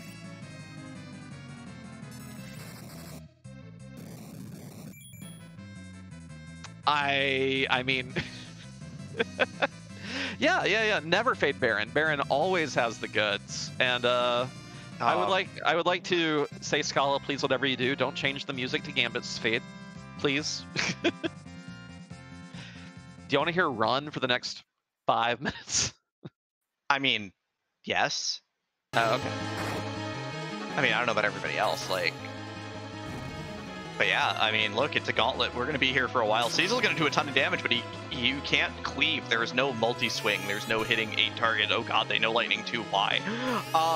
So this is just a slog and a half here that Bees is just like, huh, I guess there was a slog down there. I completely missed it. Darkness Crystal? Nope, Hourglass 1, so Mist Dragon. Mist Dragon with the Darkness Crystal. Oh, that's so rough. That's so rough because Gambit did make the play that he needed to do to equalize here, but just everything gated by that. Emily, no, Emily, don't do this. You just killed D-Mist. Turn around, please. Turn around. No. Turn around. I guess you're going down here looking for the Darkness Crystal, but you just killed D-Mist. I'm hoping it is just a door grind into a pass usage, and not an actual. Yeah, and not an actual anything here. Yeah.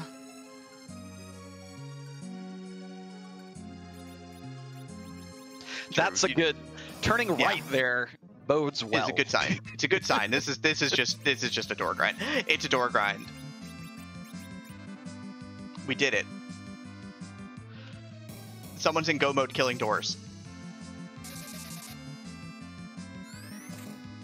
Inven, this is the greatest moment of my Free Enterprise commentary career. Not just that, both runners have fought a door for XP tonight. Both we do need to kill Edward though. A little late for that. Cursed Ring, he can have a little XP or a lot of XP as a treat. It's Rosa there that's a little more of the dilemma. Definitely want to be getting her up to Cure 4. Oh no, Edward's Agility 4! Whatever shall we do? I mean, yeah, it's fair.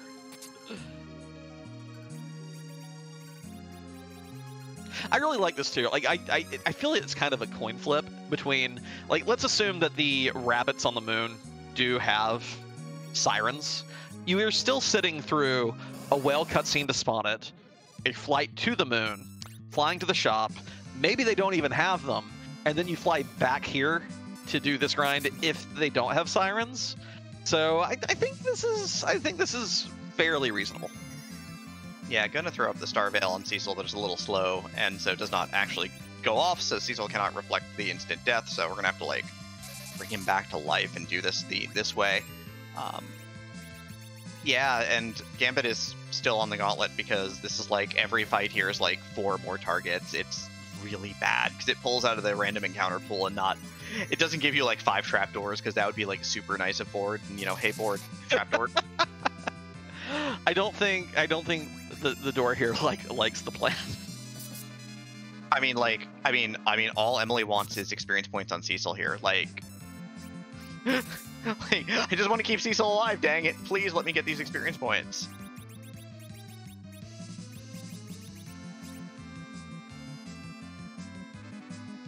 The big thing with proper agility anchoring is you can now, with Rosa having wall, you put Rosa in slot 1 and just have her set up to cast wall on whoever is about to get disrupted. Yeah, you typically need to buffer it with an attack just to make sure someone enters the queue. Chat, for those of you who are curious, there is an extremely great, just like Doreen was saying, relative agility 1 setup here. Put anyone you want up at the very top in slot 2. Let them just hold A, take a swing. Second character in slot 3, cast wall on whoever got targeted. The attack buffers the wall, you get the wall off, disrupt reflects, bada bing, bada boom. And that way you don't have to worry about the rudeness, as that wall demonstrated, of multiple disrupts on your meaningful DPS.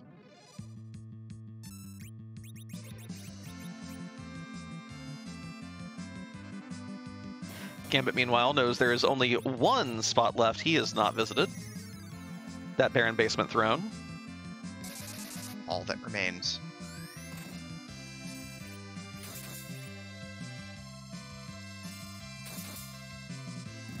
I love the 73 life potions after nearly running out in the early game. I mean, yeah, when she was in Silvera, she found life potions to go with this cabin. Bought like 70, which, can't blame her. Got better to have more than less when you have basically infinite money at that point.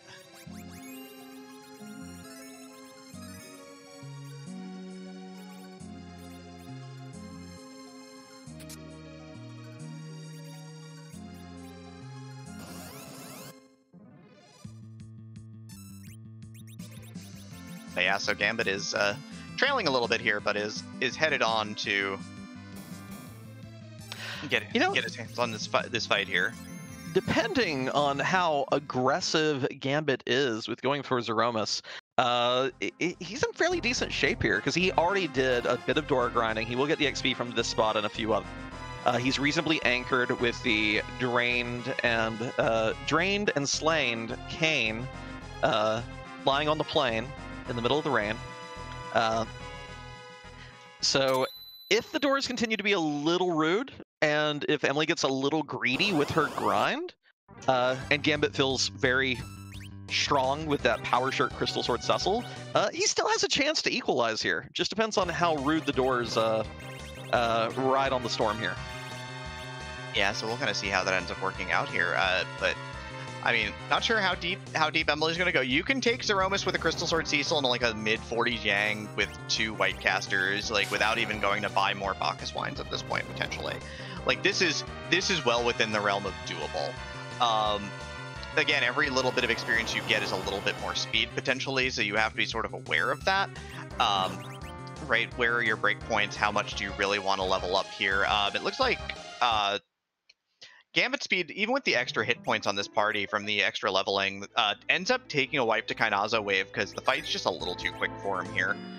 Gets away from him. That first wave kills off Porum and does a bunch of damage, so he wasn't healed up all the way, it looks like.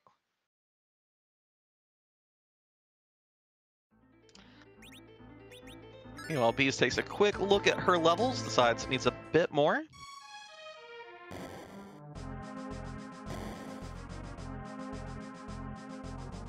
You know, there's a little bit of nerves going on here for Emily. As beautifully as she executed those Feymarch fights at a relatively low level, the thing is, she knows that the Feymarch wasn't required. It's only providing her with a grind now, which, you know, if your opponent does Baron Castle early, slays the turtle, gets that access to the moon, maybe finds sirens on the moon. Like, you have to be really nervous in this spot just because of how you committed to all the Feymarch fights. Yeah, I mean, it's real, like, I think the biggest thing that we, like, every blank check that you take in, like, the mid-game, we're thinking about 3 real phases of the game, right? You got the early game, which is, like, getting off the ground, trying to get off of those early slog fights with, like, bad character lineups and things like that. And then you get sort of into that mid-game where, you know, you're taking fights that could be slow, you're trying to find the right branch to go down to get yourself your moon access or your third, fourth objectives, and then every blank check during that stretch when you've already got like 2.5 objectives under your belt is scary times, because it's like, all right, every time I don't get something is time I've wasted. So you always have to be real cognizant of that. And for what it's worth, in a 1v1 race, as opposed to a huge group community race, it's perfectly reasonable to assume that your opponent is going to go down a rabbit hole or two. Your opponent's going to make a mistake or two, maybe wipe once or twice. So you can't let it get to you that bad. But at the same time, it's also true that those Feymarch fights were rude. Very easy to conceive that your opponent would say, "Oh no, I'm good." Yeah, I know. That's what I said. I'm not all about that life, like doing hard boss. I leave hard bosses to good players. I'm gonna try and scrub out and, you know, do easy stuff to win the race. Notably now, does have Cure 4 on both her white mages. Oh, but there's one door left in the room. Why not finish it? Well, actually, there's one more after this, but I don't think we'll see a walk all down to the bottom left corner. Yeah, getting that read a second time here, so Star Veil goes up a second time. Doesn't even cast Wall, just uses the Veil. Easy peasy, freeze a bird. Down goes one more door here, 62,200 more experience points. We'll see, is she done? And Gambit finishes off the turtle and has one more dose of inventory boss to get that crystal loaded into the inventory. Has nowhere left to go. It's all up in the air. Zot it is. Well, Emily has turned, and without warp, because we haven't had a black mage all seed, because black mages are hiding out because their usefulness is limited in these flags. Go white mages. Is done. She's done. She's out. She's gonna save her game. She's gonna fly to Troya. Man, something's gonna happen in Troy, isn't it?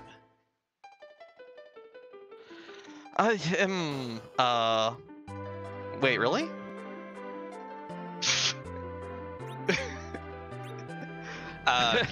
Gambit skipped the treasury, by the way. But yeah, I guess. We Well, had 2 treasury skips. Heck yeah! You got a double door grind, and I got 2 treasury skips. Let's go. Let's go, fam. I'm fulfilled. You know what we need now, though? We need one more thing. Yeah, you're probably right, but where are we gonna get leather pants this time of night?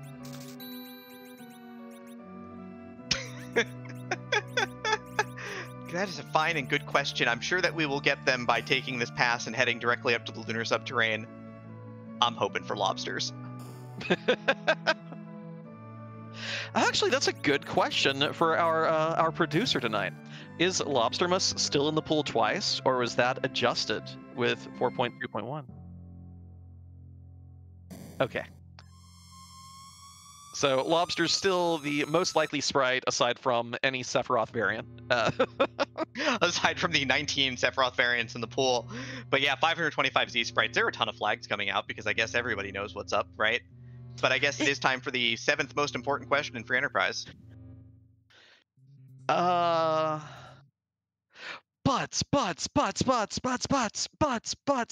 Okay. Yeah. Perfect. We'll talk about this later. Okay.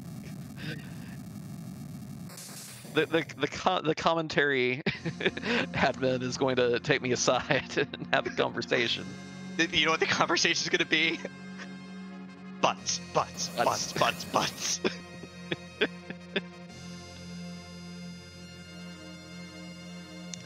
So yes, 525 Z sprites in the pool. There are a few that are, minor alterations of the vanilla one, but most of them are, references to other video games, other memes, other fun things, whatever has at one point or another struck Scala Kitty's fancy.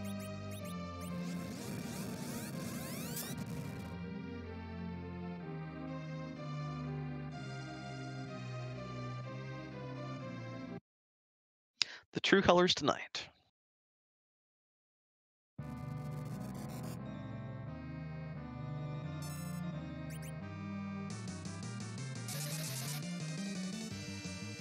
Oh god, it's so ugly. Dang, he thick. No.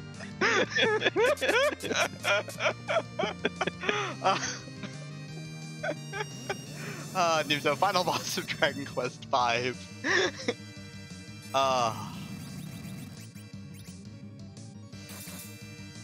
That's a thick Z sprite.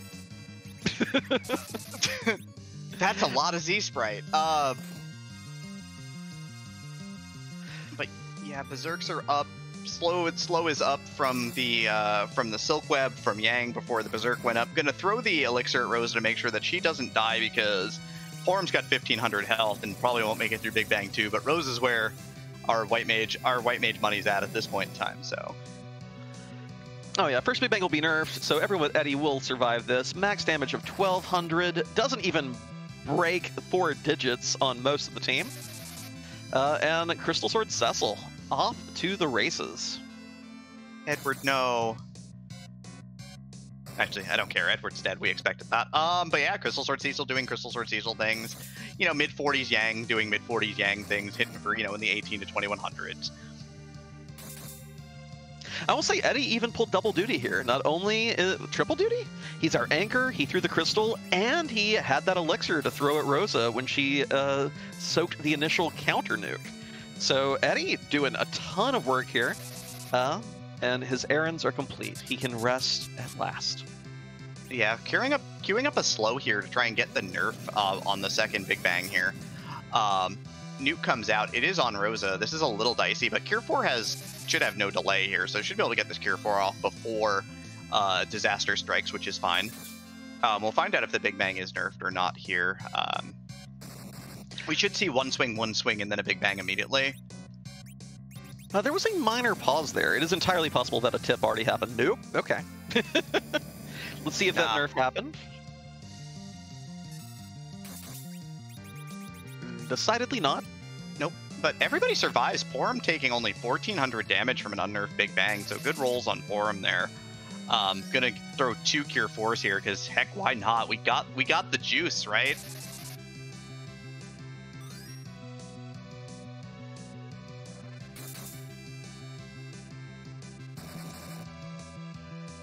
But yeah, Crystal Sword Cecil doing what Crystal Sword Cecil does best, which is looking at Zeromus and going, God, I want to go home.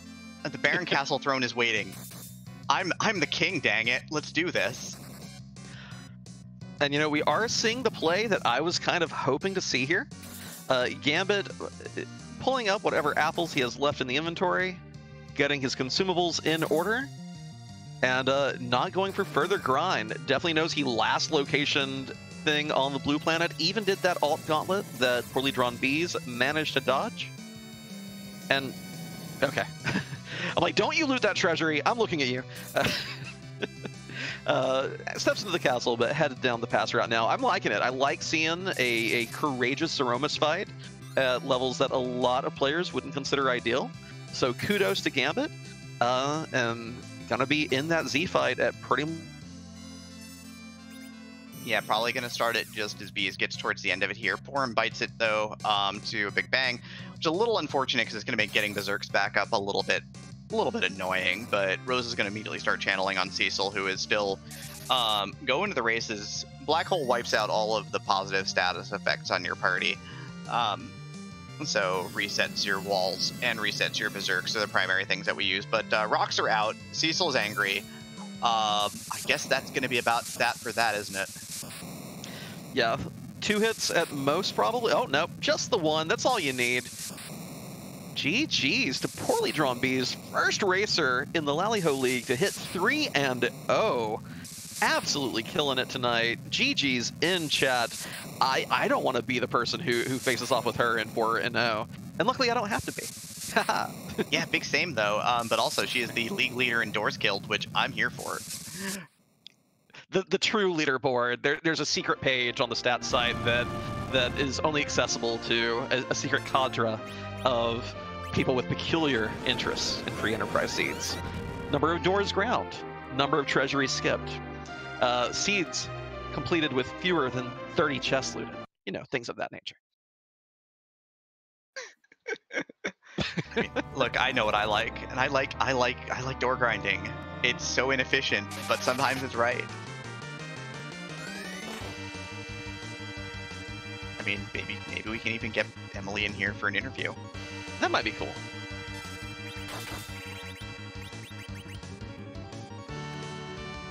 I mean, it is 2 in the dang morning on the East Coast. I mean, I know that's Emily's normal waking time, but you know. And we are joined by Poorlydrawnbees, Emily. GG's. GG's, I'm gonna toilet paper Gambit's house. That was actually going to be my first question. What is the vital addition you're adding to Gambit's Minecraft home? Oh, it is not going to be minor. There's going to be so much toilet paper. It's going to be great. Like single ply, double ply, with aloe and vitamin, or like you're going to go find the most least luxuriant gas station toilet paper rolls, the ones that are like 2 feet in diameter. Like, what's the plan here? Whatever. It's probably going to be a lot of sheep wool. So I don't know. I've never used sheep wool, so I have no idea how that's going to feel. But we're going to find out.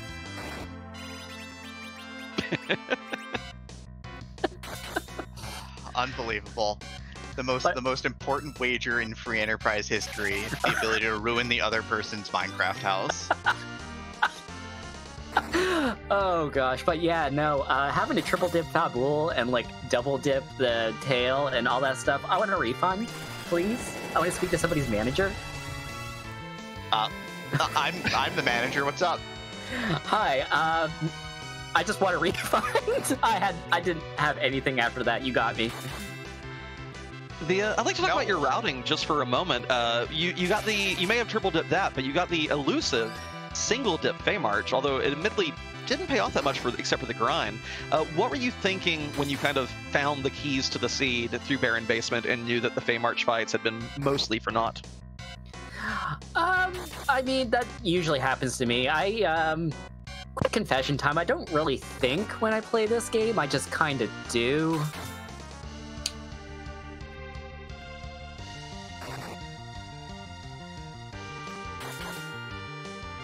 Am I still on?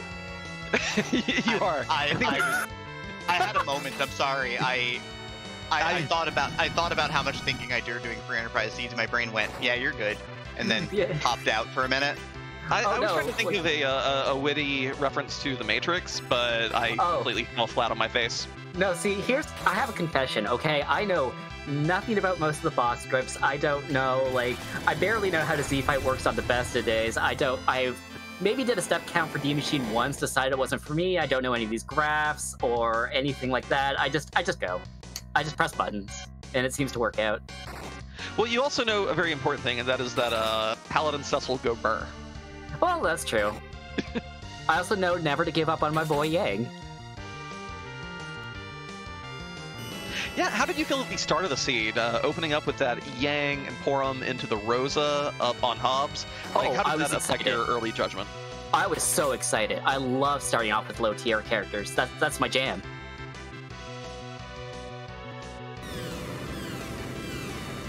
If I start off with a really bad low-tier team, I'm assuming the other person might wipe once or twice, whereabouts I don't really wipe ever sometimes. No, I did lose to that Wyvern once, which that just happens, I guess. Okay, then what is your favorite type of jam? My favorite type of jam? Yeah. I don't really eat jam. I'm gonna have to go with strawberry. Okay. Yeah. The important questions, thank you. I mean, you said something was your jam, and I'm like, okay. Are you looking forward to the dinner you're making tomorrow? Paladin Cecil is just wrapped up the party on Gambit side, by the way. Official race spot time is 1 hour, 48 minutes, and 48 seconds. So last locationing, but having all the experience in his back pocket, just decided to charge in. Team gets absolutely blown up by Big Bang and Emilio, except Cecil is big flexing at the end still, which is all that matters. Yeah, one thing I want to talk about. I have no idea how to do a door grind properly, as you probably noticed. I mean, you just make sure the door is dead at the end, and your team is alive. That's the fundamental. But I managed to only set up 2 disrupts entirely by accident, or 2 reflected disrupts. Just watch the video back in. Venerable will tell you what to do for next time. Fair enough.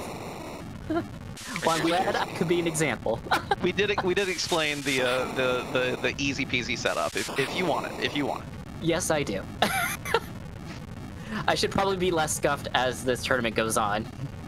I just feel like you're lying to us. I'm sorry. You actually know exactly what you're doing. You have a good sense of how to play the game. You looked real good killing bosses. You did that early Valvalis that would have scared off most runners. Come on, I don't believe you. Office to dog, I know maybe a few basic strats and some HP values, and the rest of it I am just winging it. That's what I do. I just wing it. That's my entire life. If you finish 6-0, I'm gonna let you ruin my Minecraft house because I don't play Minecraft, so it doesn't matter. I will buy you Minecraft so that you can build a house and I can toilet paper it. So when you win the entire tournament, is your Z-Sprite going to be Sandbagomus? I'm not sandbagging!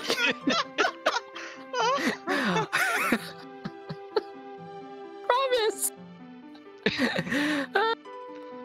Anyway, I see it's probably time for Gambit's interview soon, so I will hop off.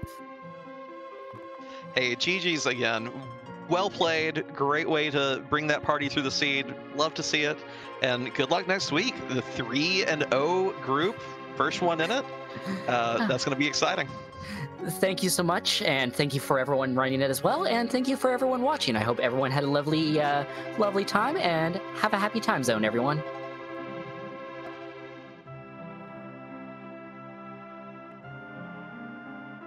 And while we're waiting to get Gambit in here, reminder everyone, make sure you follow the runners. Awesome of them to kick off this week's races here with the Midnight Showdown. Great race and great runners racing all the time. Make sure you give them a follow. Meanwhile, we're joined by Gambit017, Gambit GG's. I think one fewer check, and you probably take that. I think that alt gauntlet just did you in, sir. Yeah, between the alt gauntlet and forgetting that Baron Basement is a thing, that's where my 5 minutes was. And granted, that all Gauntlet was my grind and got me the levels I needed to get through everything. But if I could take it back, I would.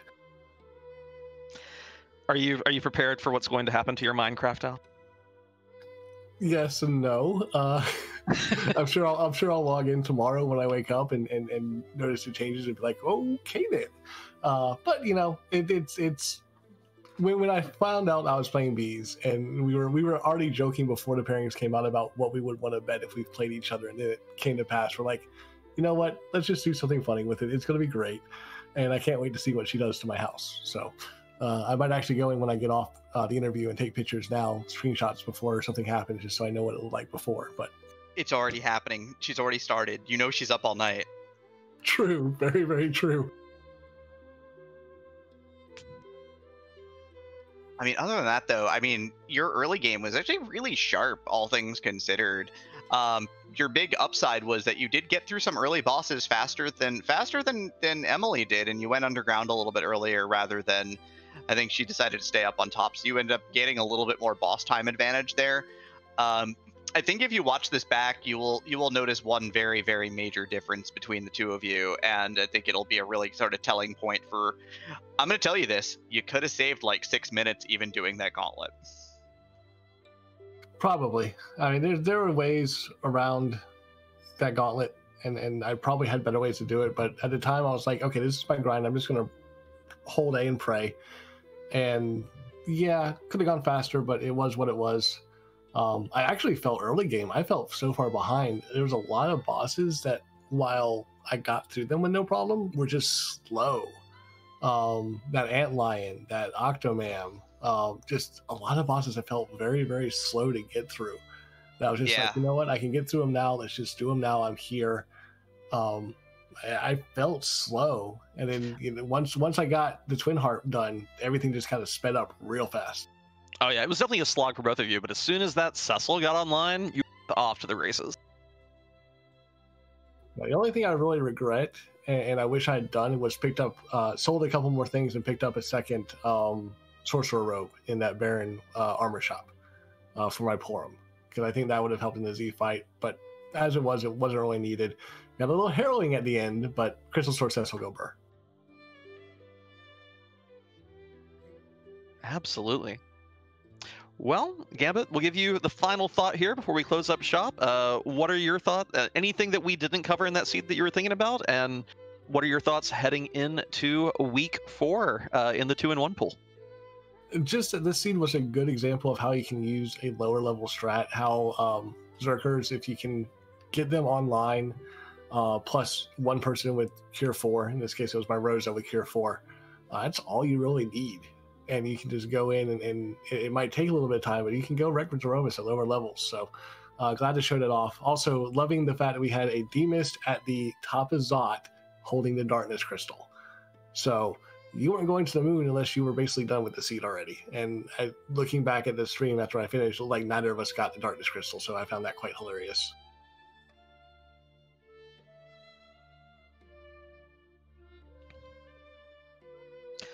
Well, GG's again. Looking forward to the next match.